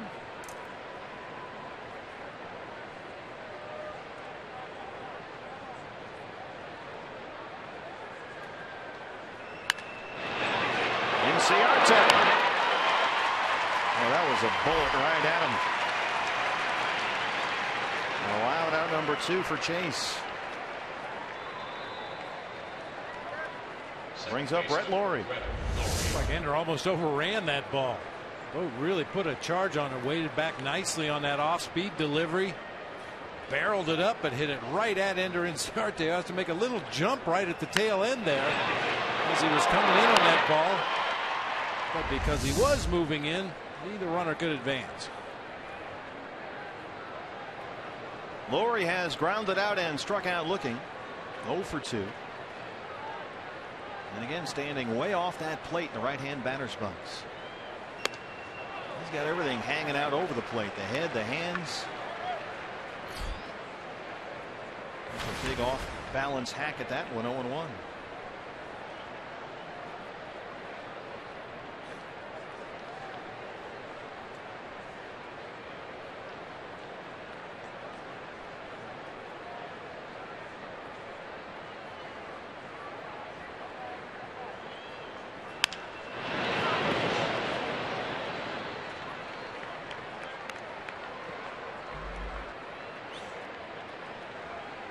some guys have a swing that's very smooth and controlled.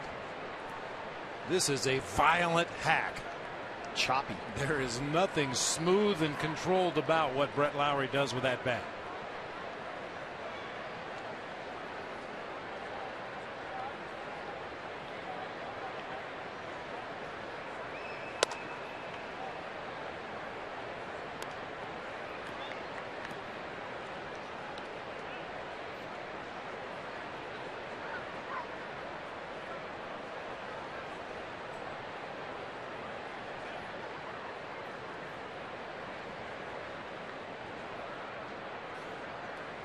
One and two.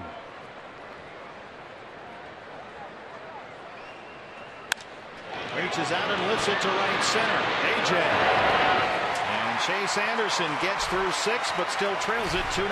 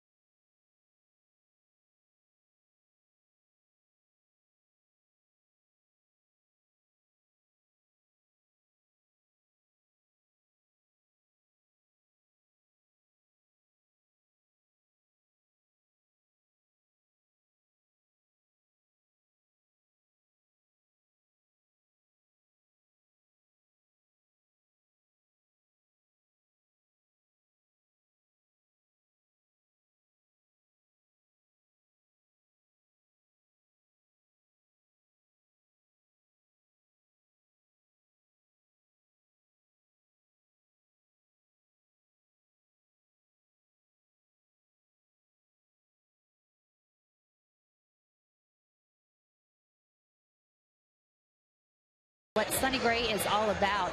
In fact, he explained that after watching the 25-year-old make his transition to the majors 2 years ago with maturity beyond his years, Chip became a huge believer in the Vanderbilt baseball program. And so when the D-backs were discussing what to do with this year's #1 pick, he was a fan of Dansby Swanson, knowing that after his time at Vandy, the shortstop would be mentally prepared for all that entails at the next level, because he saw Sonny not only make that adjustment to the majors, but also have an immediate impact on the A's playoff run when he was called up back in 2013.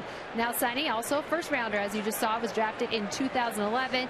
Meanwhile, Dansby wasn't a freshman at Vandy until 2012, so no overlap on the time there, but certainly the same lessons were instilled. That has become the top program in collegiate baseball. They had a number of first-round picks this year, the Commodores, out of Nashville, Tennessee, including the 1-1 Dansby Swanson. Ender Inciarte leads off the 6th against Sonny Gray. D-back still with only 2 hits. Gray has walked 1. He's got 2 strikeouts.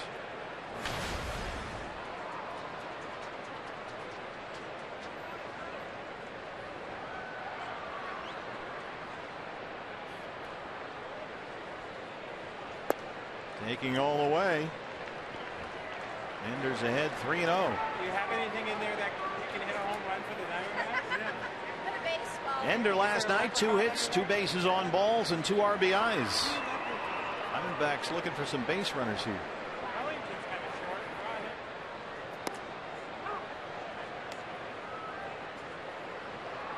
He's got a 6-game hitting streak. He's hit safely in 8 of his last 9. Inciarte, Pollock, Goldschmidt here in the Arizona 6th. Leadoff man aboard. Second walk issued by Sonny Gray.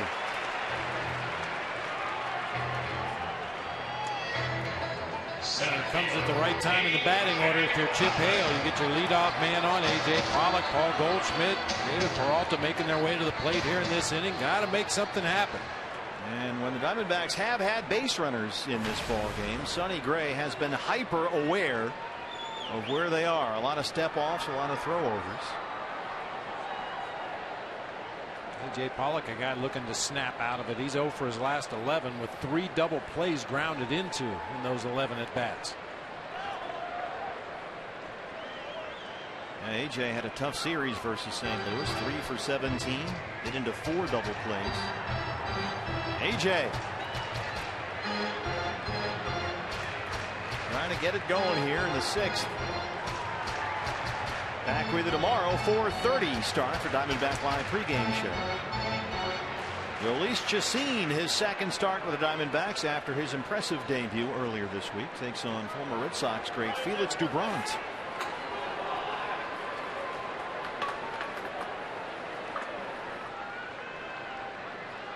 One and 0 on A.J.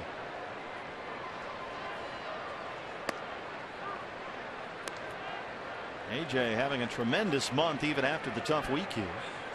376 in August. 12 extra base hits, 9 RBIs, 10 stolen bases, and 22 runs scored in 22 games. He's not player of the month. Something's wrong.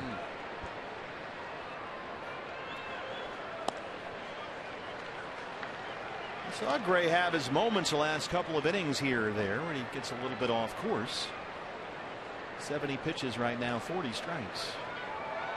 And they walked in Ciarte, now behind on Pollock 2-1.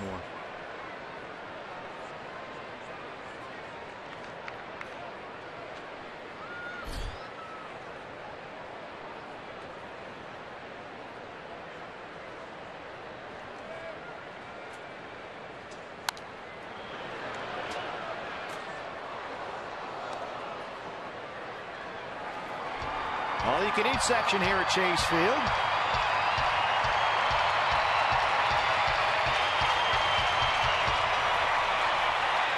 Well, the old debate, ketchup on a hot dog. It's a Midwestern thing. Yeah. Well, you're in the all-you-can-eat section. There are no wrong answers. That's true. 2-2 pitch. Got him. One away in the 6th.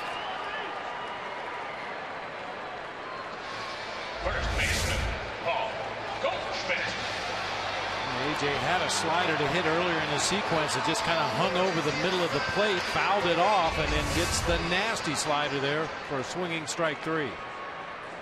We talk about it all the time. When you face the good ones, you just can't afford to miss a mistake. If he hangs a breaking ball or leaves a fastball over the heart of the plate, you have to put a good swing on it and hit it hard somewhere, because he's not going to make a lot of them.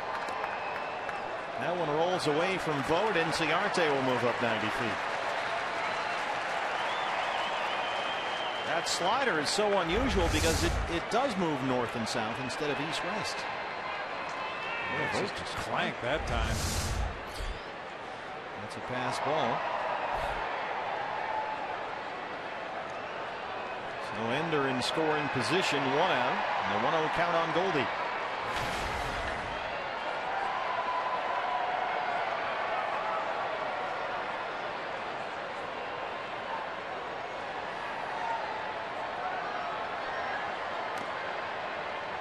Spike another one.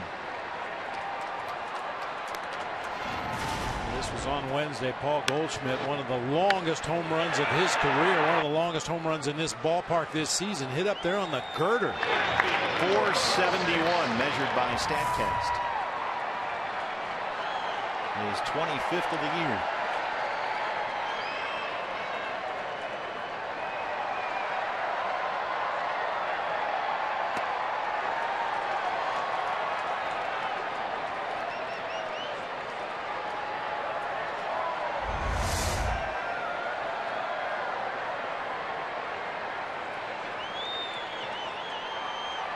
the strikeout totals don't do a whole lot for you, but you look up at the end of the night and the guy's only given up a handful of hits. It's amazing. Everything's moving.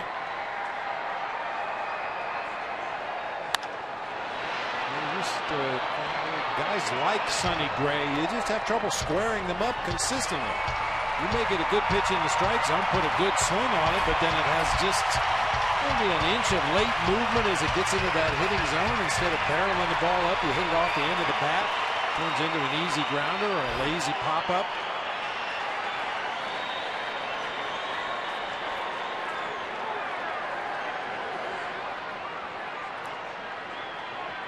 One and two.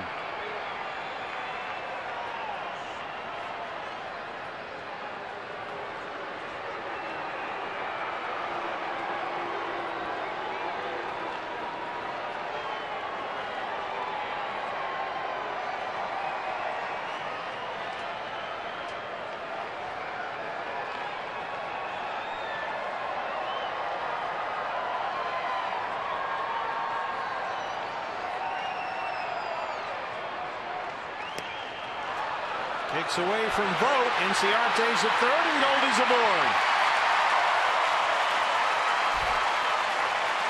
A break for the Diamondbacks.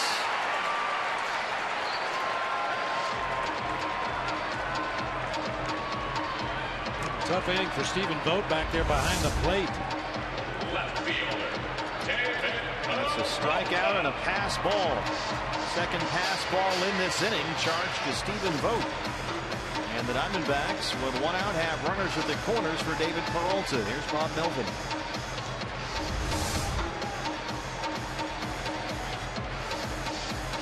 A good crowd on hand here tonight. Better than 30,000. They need something to cheer for. This might be it against Sonny Gray. Talked about this earlier. You just don't get that many chances against this guy. And the Diamondbacks down 2-0 have got to capitalize with one of their hottest hitters at the plate.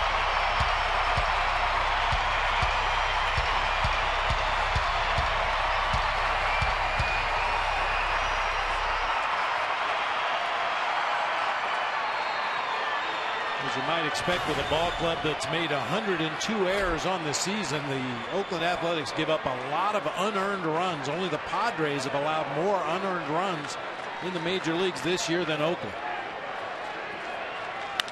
Peralta drops it into right center. This will get the Diamondbacks on the board. Goldie headed for third. Peralta hustling in there, and it's an RBI double.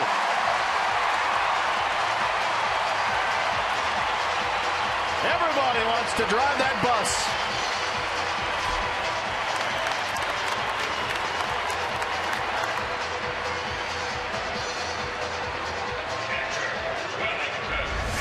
Stepping on that first delivery from Sonny Gray, a sinker up and out over the plate, just kind of stayed on the same plane that time, and David Peralta mashes it into that gap in right center field, driving home Ender Inciarte and putting two runners into scoring position for Wellington Castillo.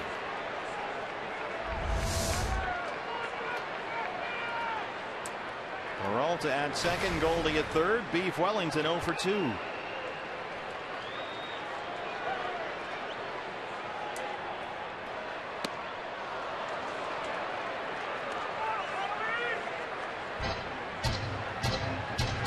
That's the first Diamondbacks hit by someone other than Jake Lamb.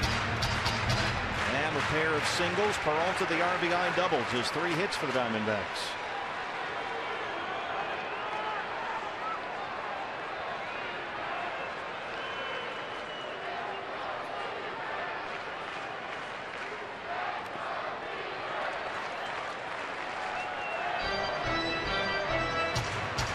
Stirring in the Oakland bullpen. And a long night for Vogt back there. Doolittle's walking around. Nobody throwing as of yet. Gray at 80 pitches, only 48 strikes.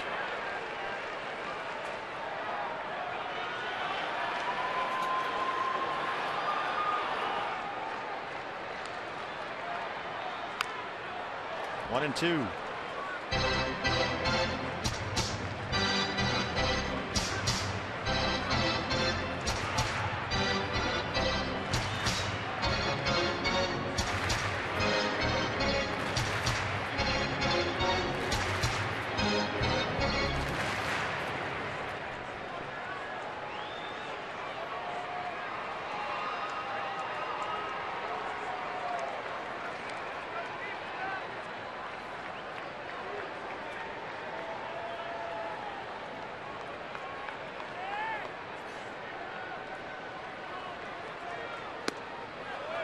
Ooh, Jim Wolf not biting back there. It's even 2-2. Ooh. That's when you hold your breath as a hitter. You know it's close. You know it could go either way. Ugh. Oh, that's a really good pitch. Wow. That is a really good pitch right there. Not much that Beef could have done with that one.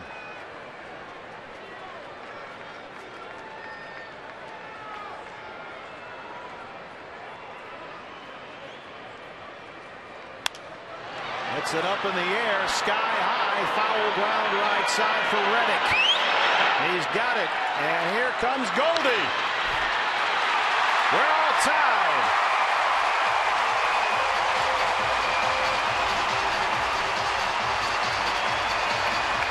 That's some of that Diamondback hustle.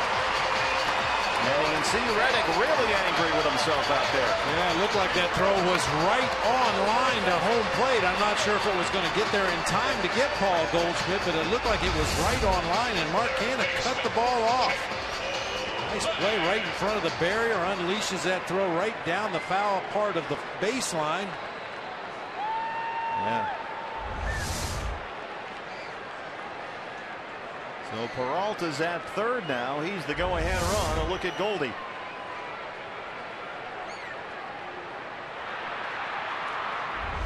Here's Jake Lamb, who's 2 for 2. And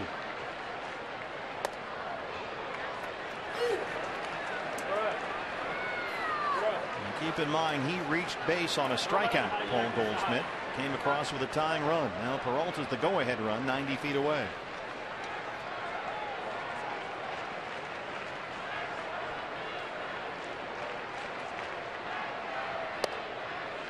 Two and 0. Jake had a good night last night. Pair of hits and an RBI against the Cardinals. 2 for 2 tonight. Big run standing down there at third base with 2 outs.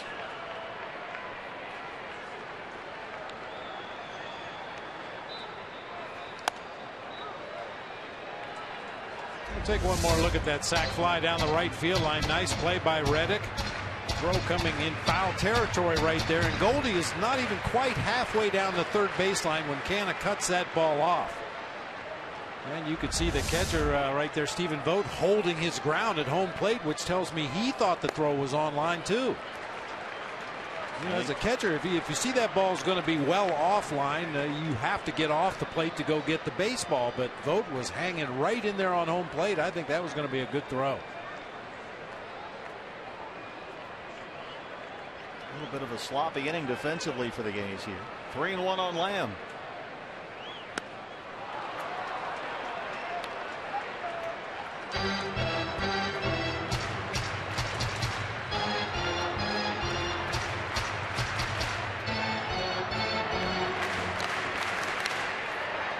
See just about anything from Sonny Gray on this pitch. Maybe even something he hasn't thrown yet tonight.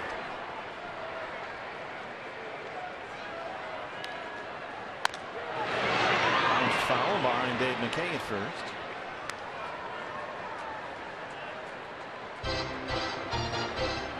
If you're David Peralta, the base runner down there at third, you got to be on your toes. We've seen Stephen Vogt have some issues back there behind the plate in this inning, corralling some of Sonny Gray's deliveries. So be on your toes. Make sure you're leaning toward home plate as that ball gets into the hitting zone. And once Vogt has it, make sure you turn and bust it back to third base.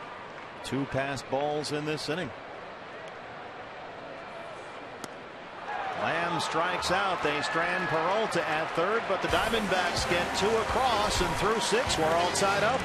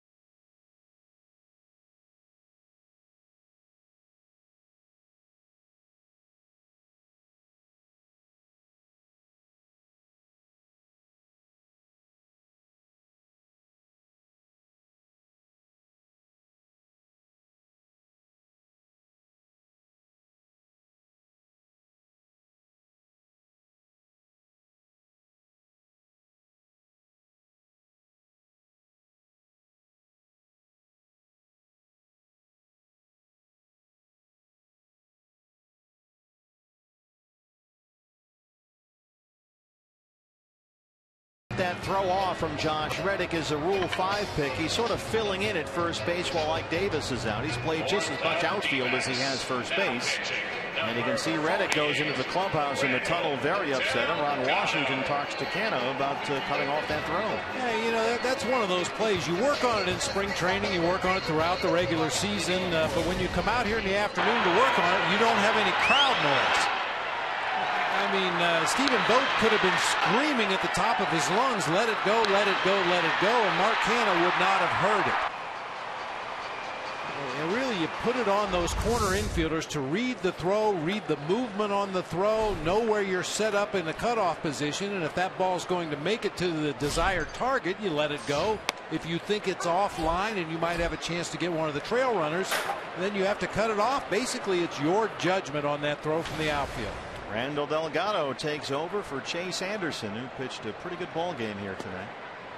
As we open up the Oakland 7th with Jake Smolinski. Where do you stand with Reddick? I mean, you want intensity, you want all that kind of stuff, but that's emotion directed, it seems, at a teammate.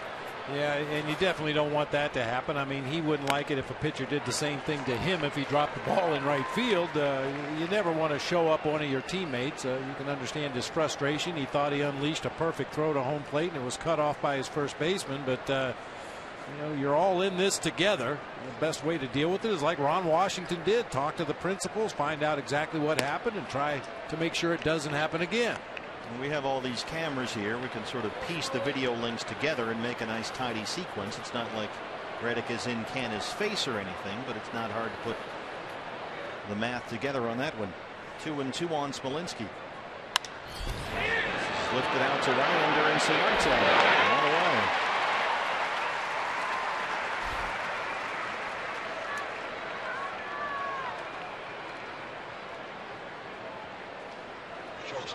Pretty good job tonight by Chase Anderson. He went 6 innings, walked only 1. He had 3 strikeouts, gave up 2 runs on 5 hits, had a ton of ground ball outs, and I think you can put that under the category of a second straight bounce back start for Chase after his quick demotion to the minor leagues. Here's Marcus Semien.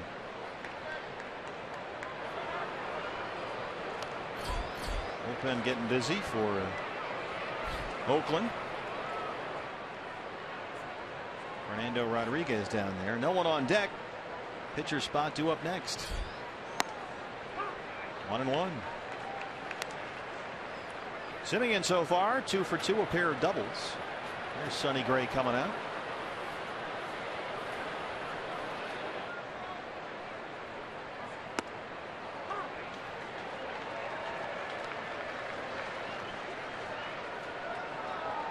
Chip Hale mentioned this when Randall Delgado was briefly back in the rotation for that 1 start in Cincinnati. It didn't go all that well, and Chip said, look, we just need Delgado back there in the bullpen right now. Maybe he'll start in September. They may look for an opportunity for Randall to showcase what he can do once again in the rotation, but he's a big part of this bullpen right now, and this game is another reason why he's done well in these spots.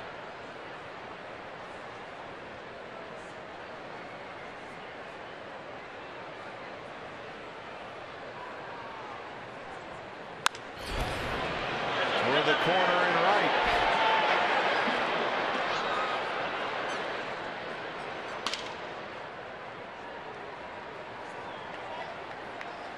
Let's go down on the farm, take a look at our State Farm report. A look at the Diamondbacks minor leaguers. Here's Phil Gosselin, who they got in that Tukey Toussaint deal from Atlanta. A guy that figures to be a part of things here at some point, either in September or next year. Utility infielder. He's rehabbing a thumb injury with AAA Reno. And doing very well right now. Likely see him up here in September. Braves guys have all told us you'll like Gosselin. They're very high on him.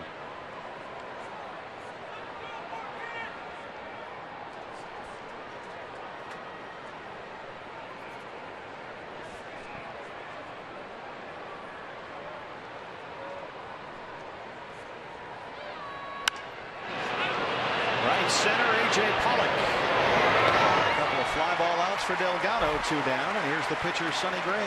And one of my many sources, partner, just sent me a text message. The Yankees beat the Braves 15-4 tonight, and Johnny Gomes towed the slab for the Braves and actually struck out an opposing batter. Gonna have to check out that video later on. I bet that's entertaining, Johnny Gomes, watching him pitch. The Yankees 15-4 winners at Turner Field.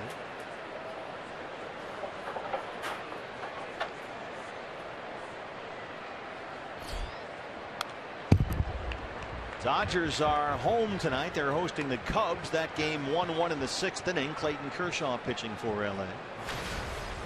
Giants hosting the Cardinals, and San Francisco leads that 4-3 in the 6th. No Trevor Rosenthal for the Cardinals on that trip. Labor was supposed to have been induced by now. He's a papa for the 2nd time, so he's on paternity leave. Called strike 3. Randall Delgado makes short work of the A's in the 7th. We stretch and chase. It's 2-2.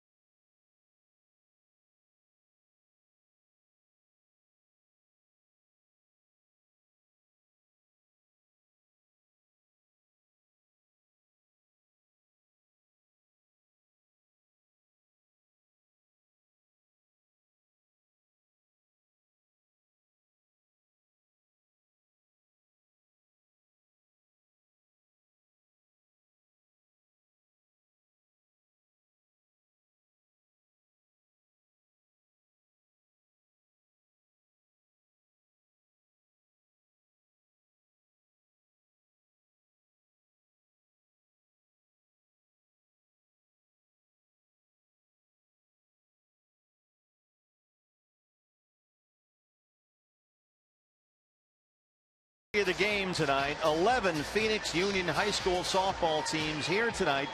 They will all directly benefit from the money that Diamondback fans raised with us last night, $193,000.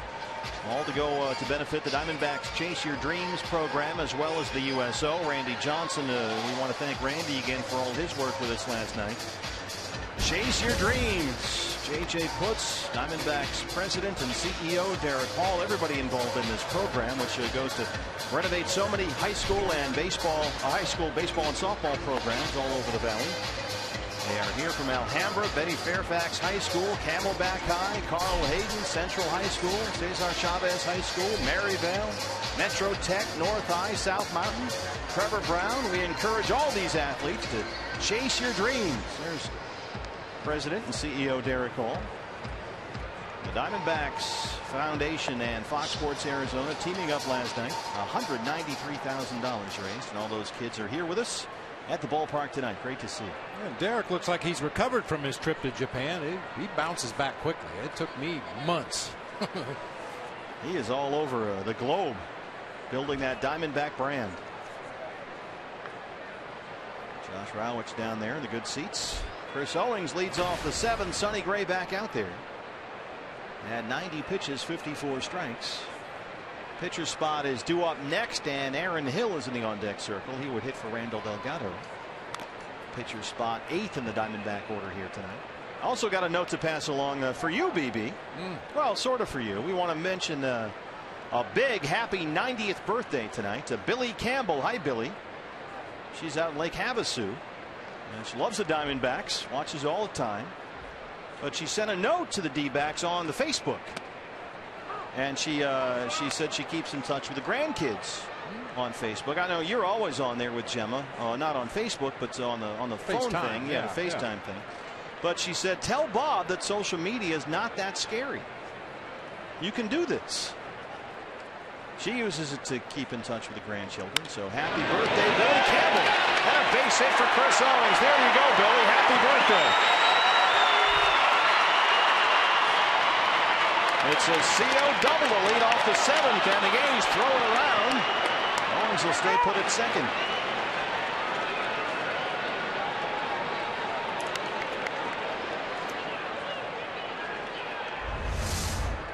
Right down that third base line for Chris Owings. Got a hanger that time. We mentioned it an inning or so ago. You cannot afford to miss the mistakes from Sonny Gray. Chris Owings does not miss it. Ball gets down that corner, rattles around a little bit for Jake Smolinski. By the time he throws it back in, Gary Cederstrom gets involved in the play. Goes into foul territory, but Chris has to stay at second base. Kurt Young going to come out here and have a word with Sonny Gray. Sonny Gray will pitch deep into ball games. This is nothing new for him at all. He has pitched 9 innings 3 times in his last 8 starts, and 2 of those were shutouts. In fact, he went 8 full innings in his previous start. That was last Saturday against Tampa Bay. And his ERA in those last 8 starts is 1.93. Warming up in the bullpen is Pat Venditti. Now, you might remember Pat Venditti. He's the switch pitcher. You see switch right there. He will throw both as a right-hander and a left-hander. So let that sideshow begin. Fred Laurie trying to get a little stickier out there. So Aaron Hill will hit for Delgado. Owings at second, nobody out. He's the go-ahead run.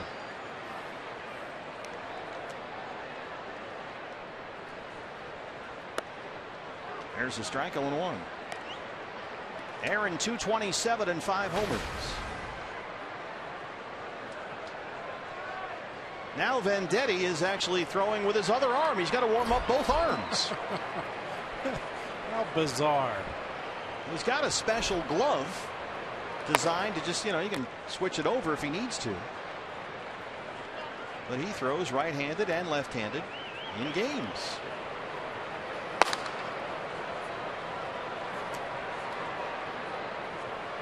Yeah, he's amphibious. Wait, what? No, he's got a 6-finger glove that has 2 thumb holes on it. So you can just switch over to the other hand. There he goes. He has thrown with both arms since he was 3 years old. 0-2 on Aaron Hill. He did not go. Lance Barksdale down there at first. In fact, Venditti actually caused the Professional Baseball Umpires Corporation, or PUBUC, as they're known. They had actually come up with a new rule regarding ambidextrous pitchers. That was back in July of 2008.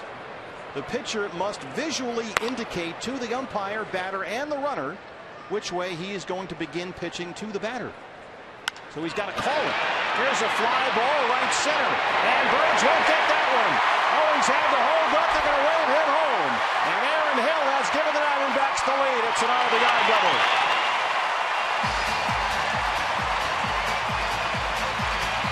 Billy Burns is so good at running those down in the gaps that by the time the ball hit the track out there, Chris Owings was still standing at second base expecting Burns would run that down.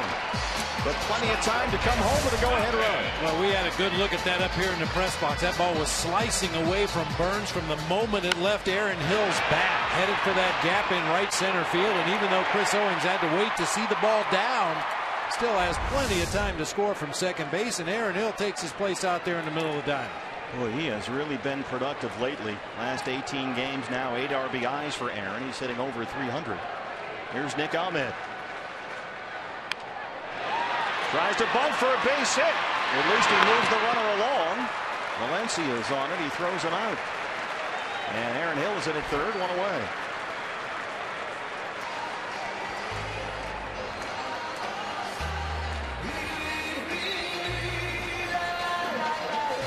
good chance Nick was going to beat that out. And that's going to be it for Sonny Gray. Here comes Bob Melvin. This is one that Diamondback fans can be proud of. Down 2-0 against one of the best in the business. They had shown very little signs of life. They took advantage of some Oakland mistakes in the 6th. Back-to-back doubles open up the 7th, and Sonny Gray leads, trailing 3-2. Get both arms ready for the amphibious pitcher coming up.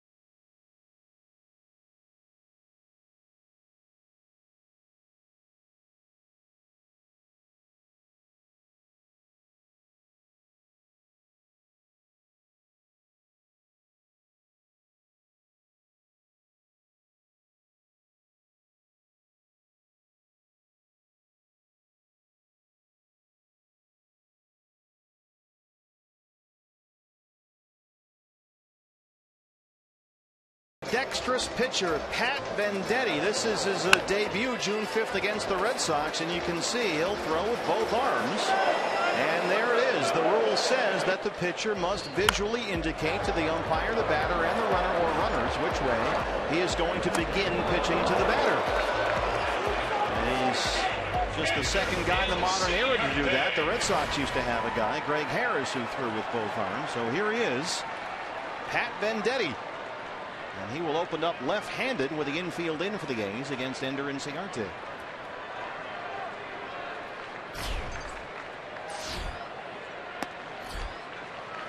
I guess it depends, BB, on is he really good enough from either side to make all this stuff worthwhile? Well, certainly velocity is not his calling card. Basically a sinker slider pitcher from both sides. There's the curve ball right there, kind of a slurvy breaking ball.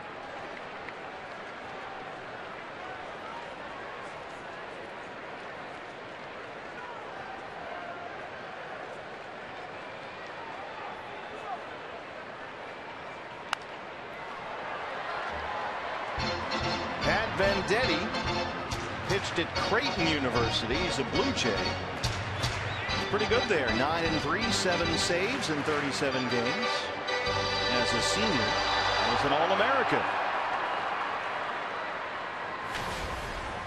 He's been pretty good against left-handed hitters this year. He's held the lefties 1 for 18. The one hit was a home run. 2-2 on Ender. Flat slurvy breaking ball. Starts it right at the left-handed hitter. Tries to sweep it across the plate. Trying to get Aaron Hill home from third. He strikes out Inciarte looking as Jim Wolf rings him up. 2 down. And now you've got the right hand hitting A.J. Pollock coming up, and we'll see what kind of routine that Pat Venditti is going to have to go through here. Yep, he goes over behind the mound, switches the glove to the other hand, and now he'll throw right-handed. I think technically, according to the rule, just by putting his glove on the other hand is an indication to the umpire that yes, indeed, he's going to be a right-handed pitcher now. You don't really have to make a declaration, although initially they did just because of all the confusion, but oh, he just missed it. Just wearing the glove on the appropriate hand will tell the home plate umpire which way he's going to pitch. He did go well behind the mound and make something of a show of it, not to show off, as he said, but just to let everybody know, okay, I'm switching sides here. And he's ahead of A.J. Pollock 0-1.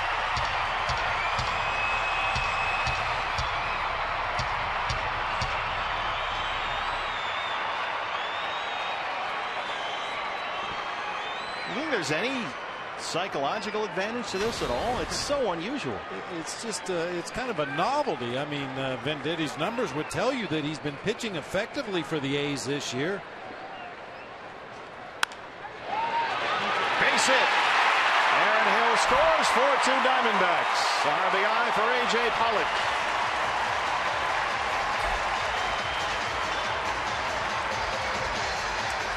That one just rolled by Laurie at second and into right.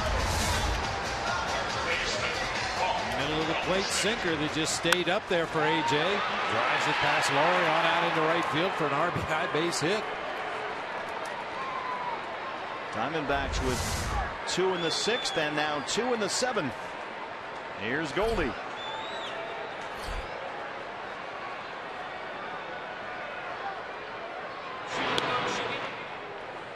Now I imagine I was going to say you got to have 2 moves over to first too, right? Yeah. And 2 totally different moves.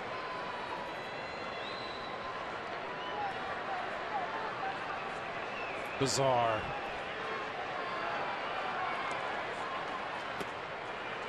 Yeah, this is weird, wild stuff. What else has been weird and wild recently has been the A's bullpen. Bob Melvin was talking about it since August 14th. Their ERA just a little bit under 8. They've allowed 11 home runs in 40 innings pitched.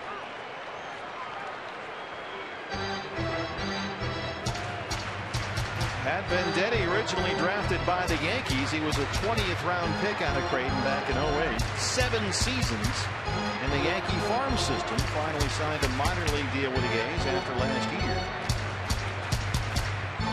Pitched actually for Italy in the 2013 World Baseball Classic.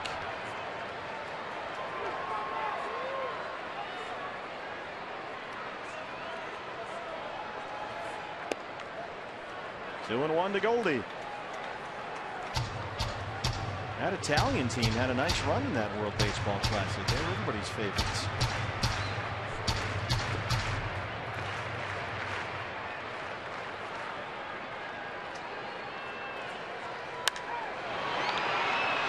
Out of play, 2 and 2.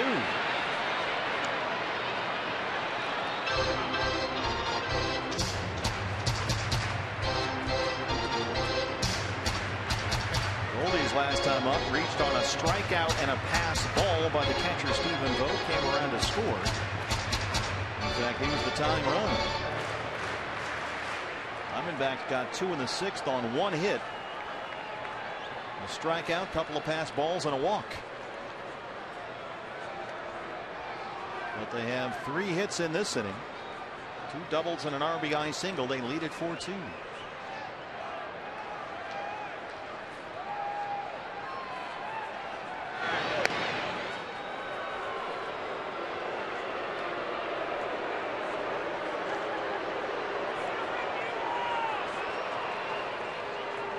If you're wondering, he is a natural right-hand thrower, by the way. This is away, and it's full 3 and 2. Well, if Goldie can get aboard, Peralta will come up, and we'll get him to switch sides again. It's funny, he's a natural righty. I would have guessed natural lefty watching him warm up in the bullpen.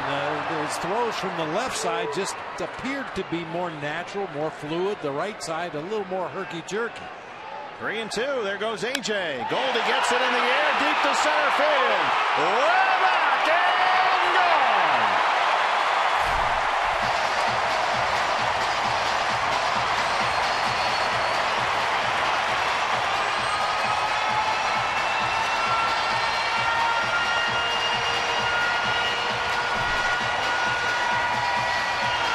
He should have used the other arm.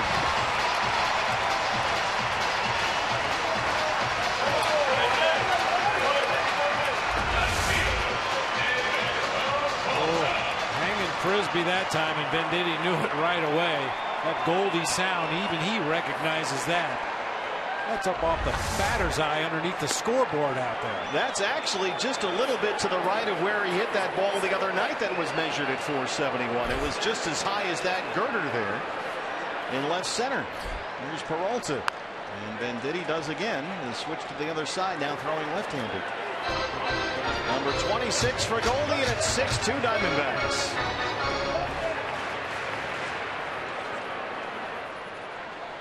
A 4-run Arizona 7th. This is a sky high, very short left. Simeon calling for it. And that's the inning. But the Diamondbacks back-to-back doubles open things up, and then it's Goldie. Number 26, D-backs lead at 6-2.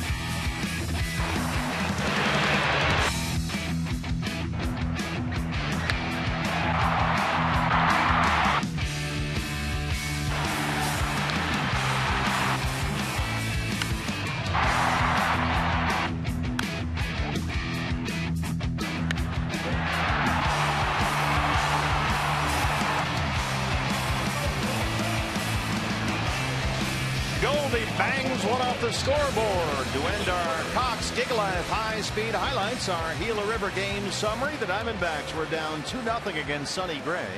They got 2 in the 6th to tie it and 4 in the 7th. And BB, the results are in. Remember the other night Goldie hit one off the girder out there that StatCast told us was measured at 471. This one off the DBTV board, 466. Wow. 466 on the Goldie homer, his 26th. And here's Billy Burns, who I guarantee you will not hit it 466 feet. Andrew Chafin on to work the 8th.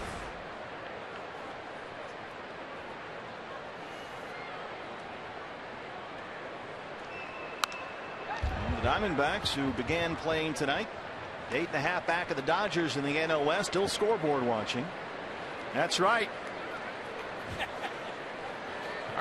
Our guy's looking good right now. Uh-oh, what's this? Oh, that's Baxter. Baxter signed his forehead. Well, why wouldn't he? Dodgers lead the Cubs behind Kershaw. That game 4-1 in the 7th right now. Giants and Cardinals tied up 4-4 in the 7th in San Francisco as Chafin strikes out Burns to open up the game. First baseman Mark Kennedy.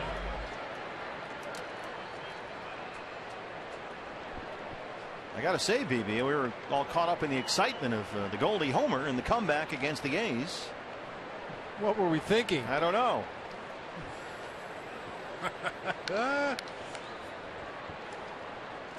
Tacos.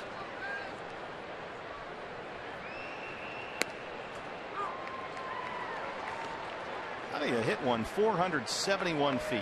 Come back a couple of days later and blast one 466 against a switch pitcher.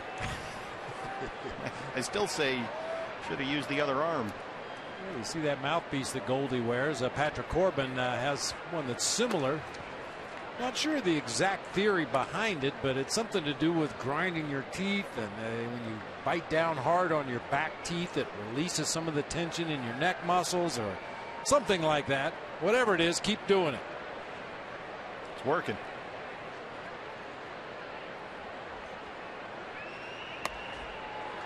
So 2-1 on Mark Cannon. Our big eye double in the third. He's 1 for 3.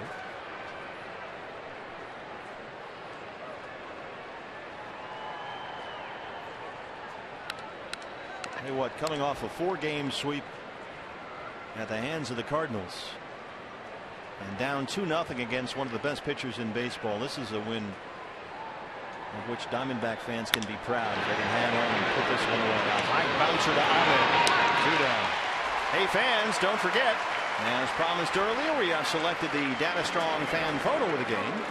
Tweet your strongest fan photo with the hashtag AZDataStrongFan for a chance to be on an upcoming broadcast brought to you by T-Mobile.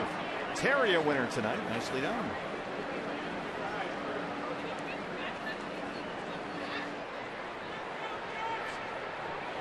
Two down for Reddick. And the Diamondbacks put the shift on again. Reddick walked his last time up. He's 0 for 2.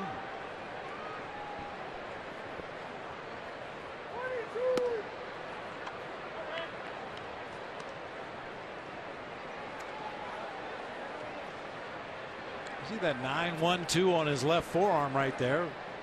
I assumed it was the area code, and it is from Savannah, Georgia, where he's from. Played at Middle Georgia College, a 17th round pick by the Red Sox in 06, representing the 912. If he has his zip code somewhere on his other arm, maybe. Well, you can't get lost, at least.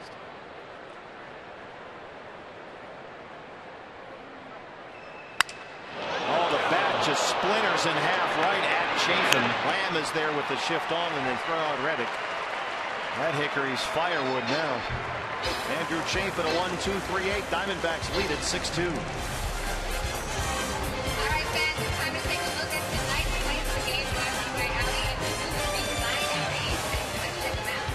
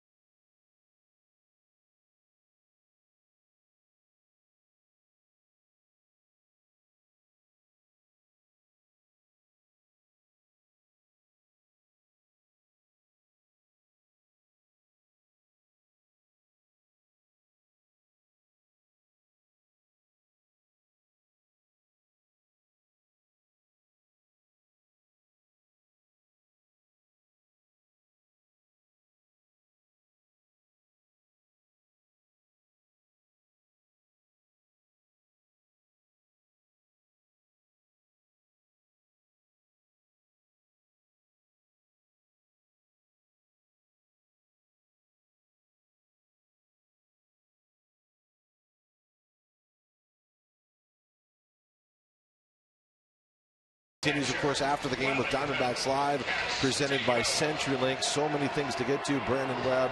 But I love the fact that you're focusing in on a couple of pass balls by Sonny Gray that opened the door for the Diamondbacks. But what does that tell you about his pitching? Yeah, it did. Boy, Vogt had a real tough time there catching a couple of his pitches. It just showing you how nasty Sonny Gray's pitches were and how much late movement that he had on those. He just couldn't, just clanking off the off his mitt. All right, we'll take a closer look at that. And Stephen Bob, apparently Apparently Brandon is bringing his personal catcher with him. So we're going to have another warm body out here against our better judgment. Is Chris Snyder left the hot dog stand yet? I think he's on his way. He's on his way. So a special guest analyst, a little late to the catcher's show.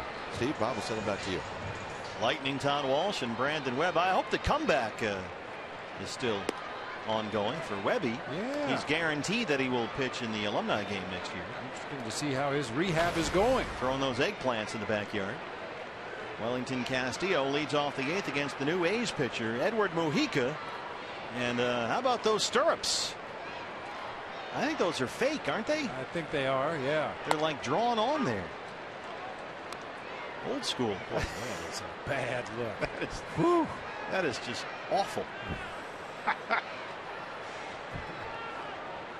They went to those socks when guys got tired of putting on what they call sanitary socks, long tube socks that come up above your knee, and you used to wear a pair or two of the sanitary socks, and then you put on the stirrups.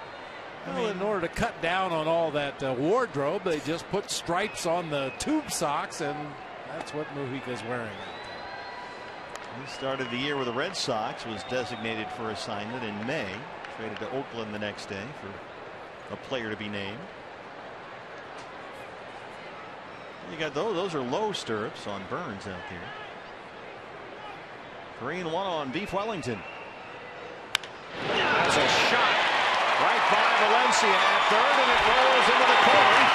And Wellington Castillo rolls into second with his 12th double. That was smoked.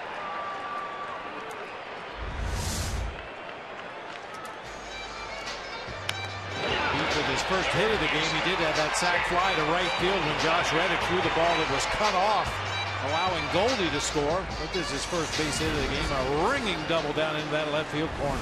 And he is our Lowe's never stop improving player of the game, Wellington Castillo, in interleague play this year. Pretty good. Then again, there are interleague games every day with a new balanced schedule. Jake Lamb, 2 for 3, a pair of singles.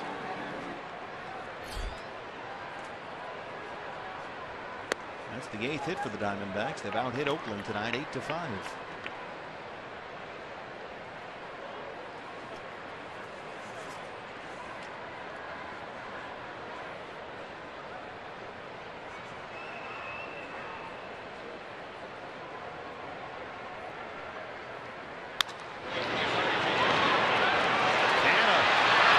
Mujica gets over those fake stirrups to cover, and they get Lamb as Castillo moves up.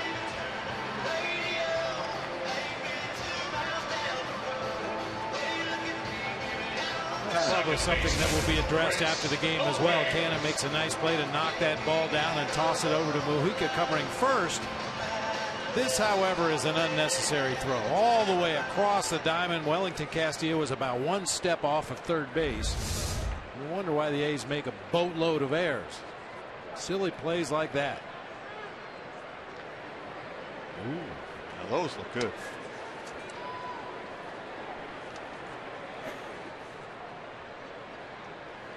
Chris Owings. Valencia looks Castillo back to the bag and throws it out with the infield in. 2 outs.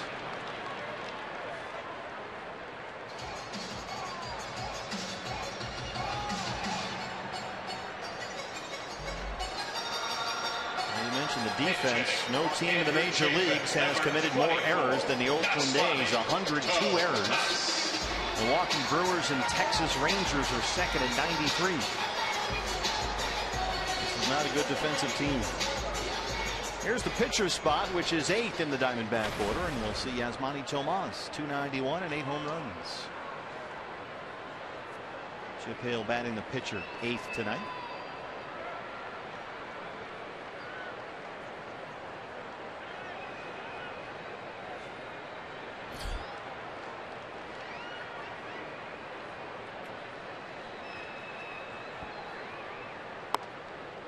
There's a strike, 1-1. In defense of the A's defense, 2 guys have made 53 of those errors. Simeon at short. And, the second baseman today Lowry has 21. He made one earlier in the ball game attempting to turn a double play.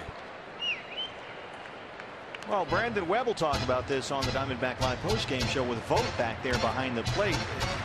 You know, it's hard to tell. I know Sonny Gray's stuff moves all over the place, but he clanked a couple, and it really hurt them back in that 6th inning. And Canna's sort of out of position. He plays both outfield and first base. Billy Burns covers up any mistake a corner outfielder might make. He covers so much ground out there in center. And Reddick is a very good defender in right.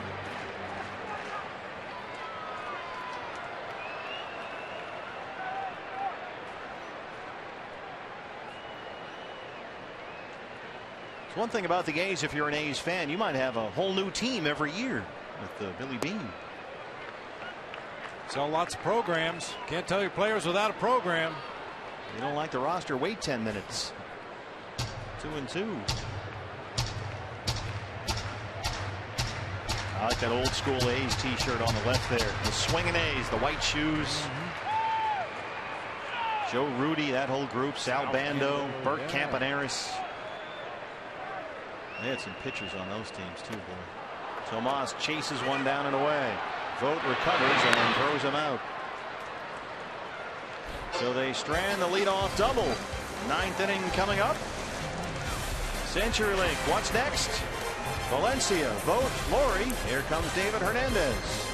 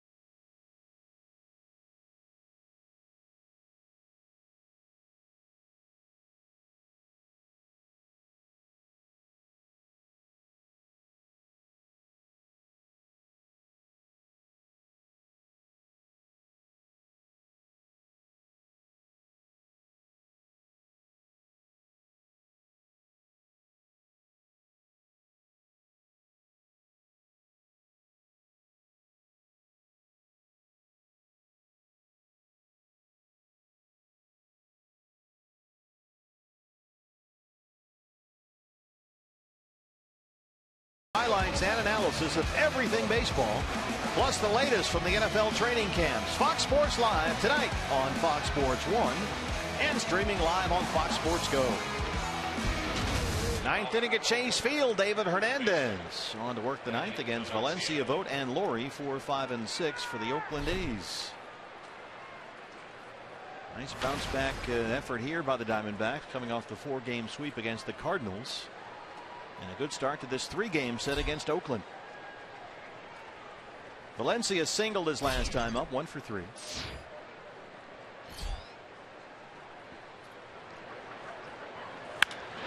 Base hit, first pitch, knocks it into center.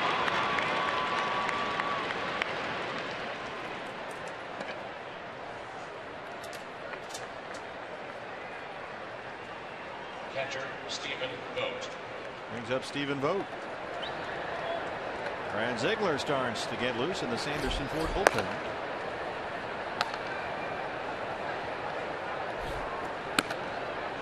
So David pitched 2 days ago and had a rough time against the Cardinals. 2/3 of an inning. 2 runs, 2 hits, 15 pitches. Gave up a single to Piscotty when he came on to start the 7th. Colton Wong had an RBI double.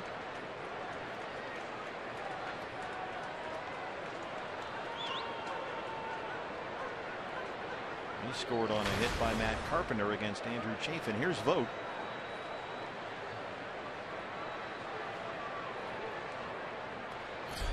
Diamondbacks have the shift on, and there's strike one.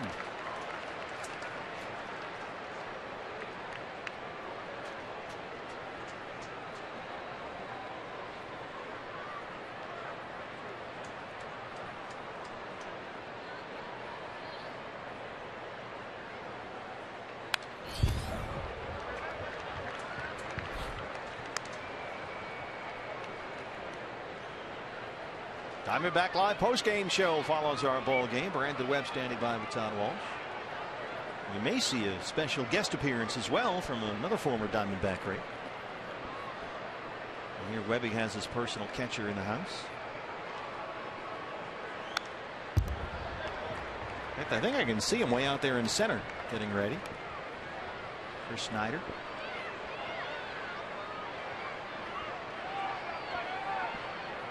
If Webby's got his personal catcher back, that must bode well for the comeback. You know, throw a couple of bullpens here and there. I hope Webby is tipping for Snyder for catching those side sessions. And that's not something you want to do. You know, you're sitting at home minding your own business. Hey, you want to come over and squat down for a couple hours and catch me? Catch some sinkers. Sinkers? We expect great things next year in the alumni game. I still picture him like Rocky running around the streets, a bunch of kids following him on the comeback trail. 2-2. To the best of my knowledge, there's never been a no-hitter thrown in an alumni game. Just saying. Just, yeah, you know. You're going to try to make a comeback. Come all the way back. Show it something. A high fly ball right center. And Ciarte and Pollock will be injured. And there's the first out in the ninth. Our Arizona Federal Credit Union power player of the game, Goldie. And this was power is the operative word here. Yeah. 466 feet. By the way, the exit speed off the bat, 112 miles an hour. The hardest ball Goldie has hit this year. That's according to StatCast. And also, that's number 109 on the career. He passes Justin Upton for sole possession of 5th on the Diamondbacks all-time list. How far was it? 460? 466 and 112 miles an hour off the bat. The hardest ball that Goldie has hit this year. You know what Rocky Bridges would have said about that drive? It would have gone farther, except it bounced off the moon. This one bounced off the DBTV board almost near the girder where he hit the other one. Fred Laurie. There's a few dents up there. Harder to dent that one. Yeah. He tried, though. That's where the one hit the other night. That was 471. You know, when he's hitting home runs like that, it just kind of makes you think, you know what, all is right for the world. There's just a certain comfort in it. Yeah, because there was a stretch there where all was not right with the world, especially the D-backs world, when Goldie wasn't driving the ball, wasn't getting those extra base hits and home runs. The planets are aligned once again.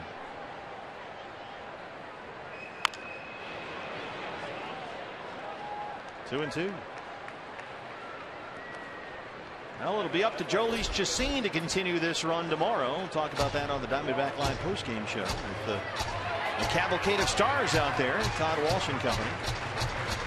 Chacin, who looked very, very good in his first start earlier this week against the Cardinals, his D-backs debut, the former Colorado Rocky. He'll be up against left-hander Felix Dubron.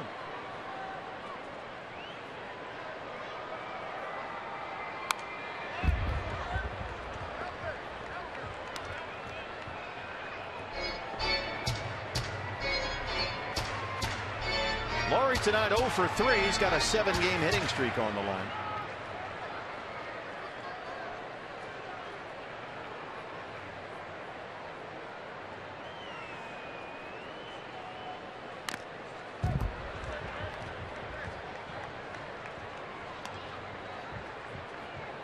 You notice Wellington Castillo just put his hand up. He wanted another ball from Jim Wolf, but Jim Wolf was one of those umpires that likes to throw. Well, his brother was a pitcher. Yeah. Randy Wolf.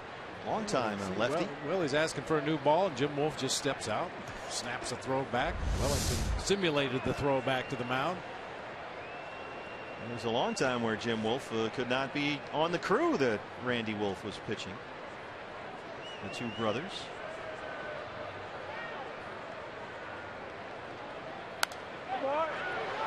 The Governor almost got that one, just to our right.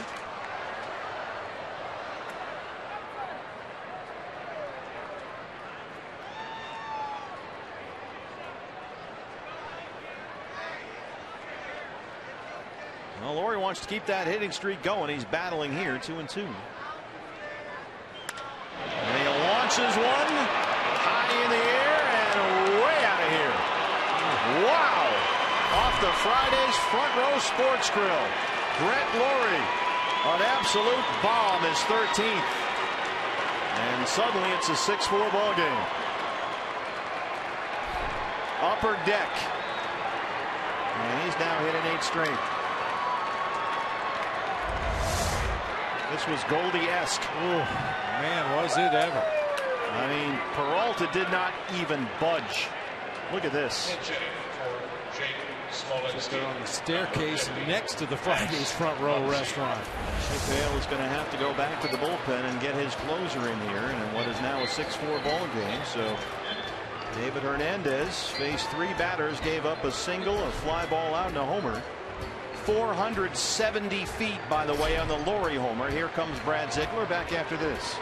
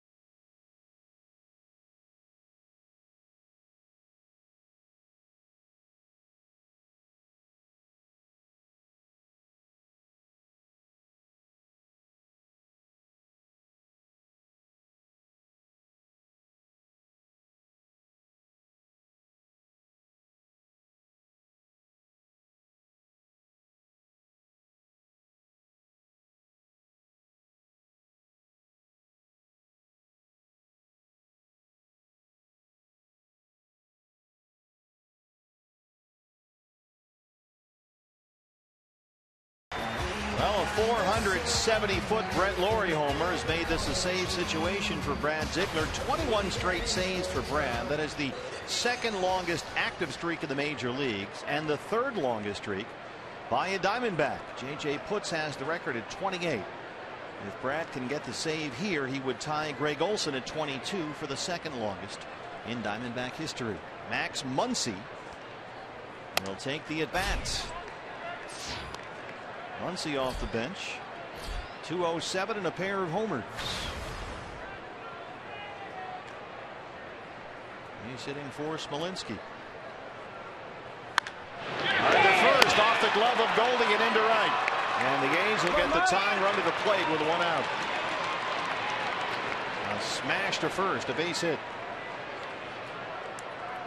Shortstop, Marcus Semien. Ball was hit like a bullet down there to Goldie. Tried to drop the knee and play it on the backhand side. It was hit off the heel of the glove and skipped on into right field for a base hit. Marcus Semien is 2 for 3, a pair of doubles. 107 miles an hour off the bat of Laurie on that 470-foot homer. 0-1 to Semien.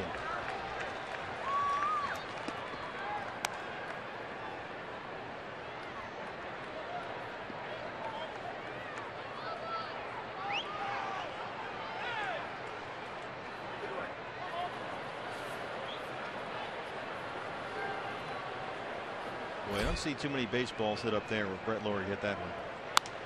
Goes back to the Mark Reynolds days. Right ahead of Semien 0-2. Look out over there. Hey, we give up.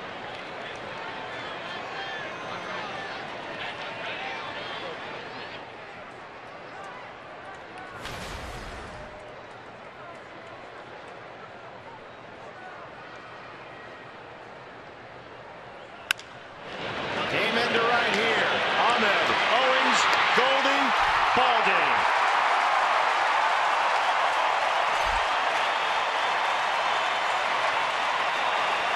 Tell you what, down 2-0 against one of the best pitchers in baseball, Sonny Gray. The Diamondbacks showed you something tonight. 2 in the 6th, 4 in the 7th. They hang on and win it. Well, what a way to end it with Brad Ziegler on the mound. A 6-4-3 double play. He's a machine. Bring him in the game with runners on base, and they'll quickly eliminate him. Diamondbacks snap the 4-game losing streak. They get to 63-65 on the year.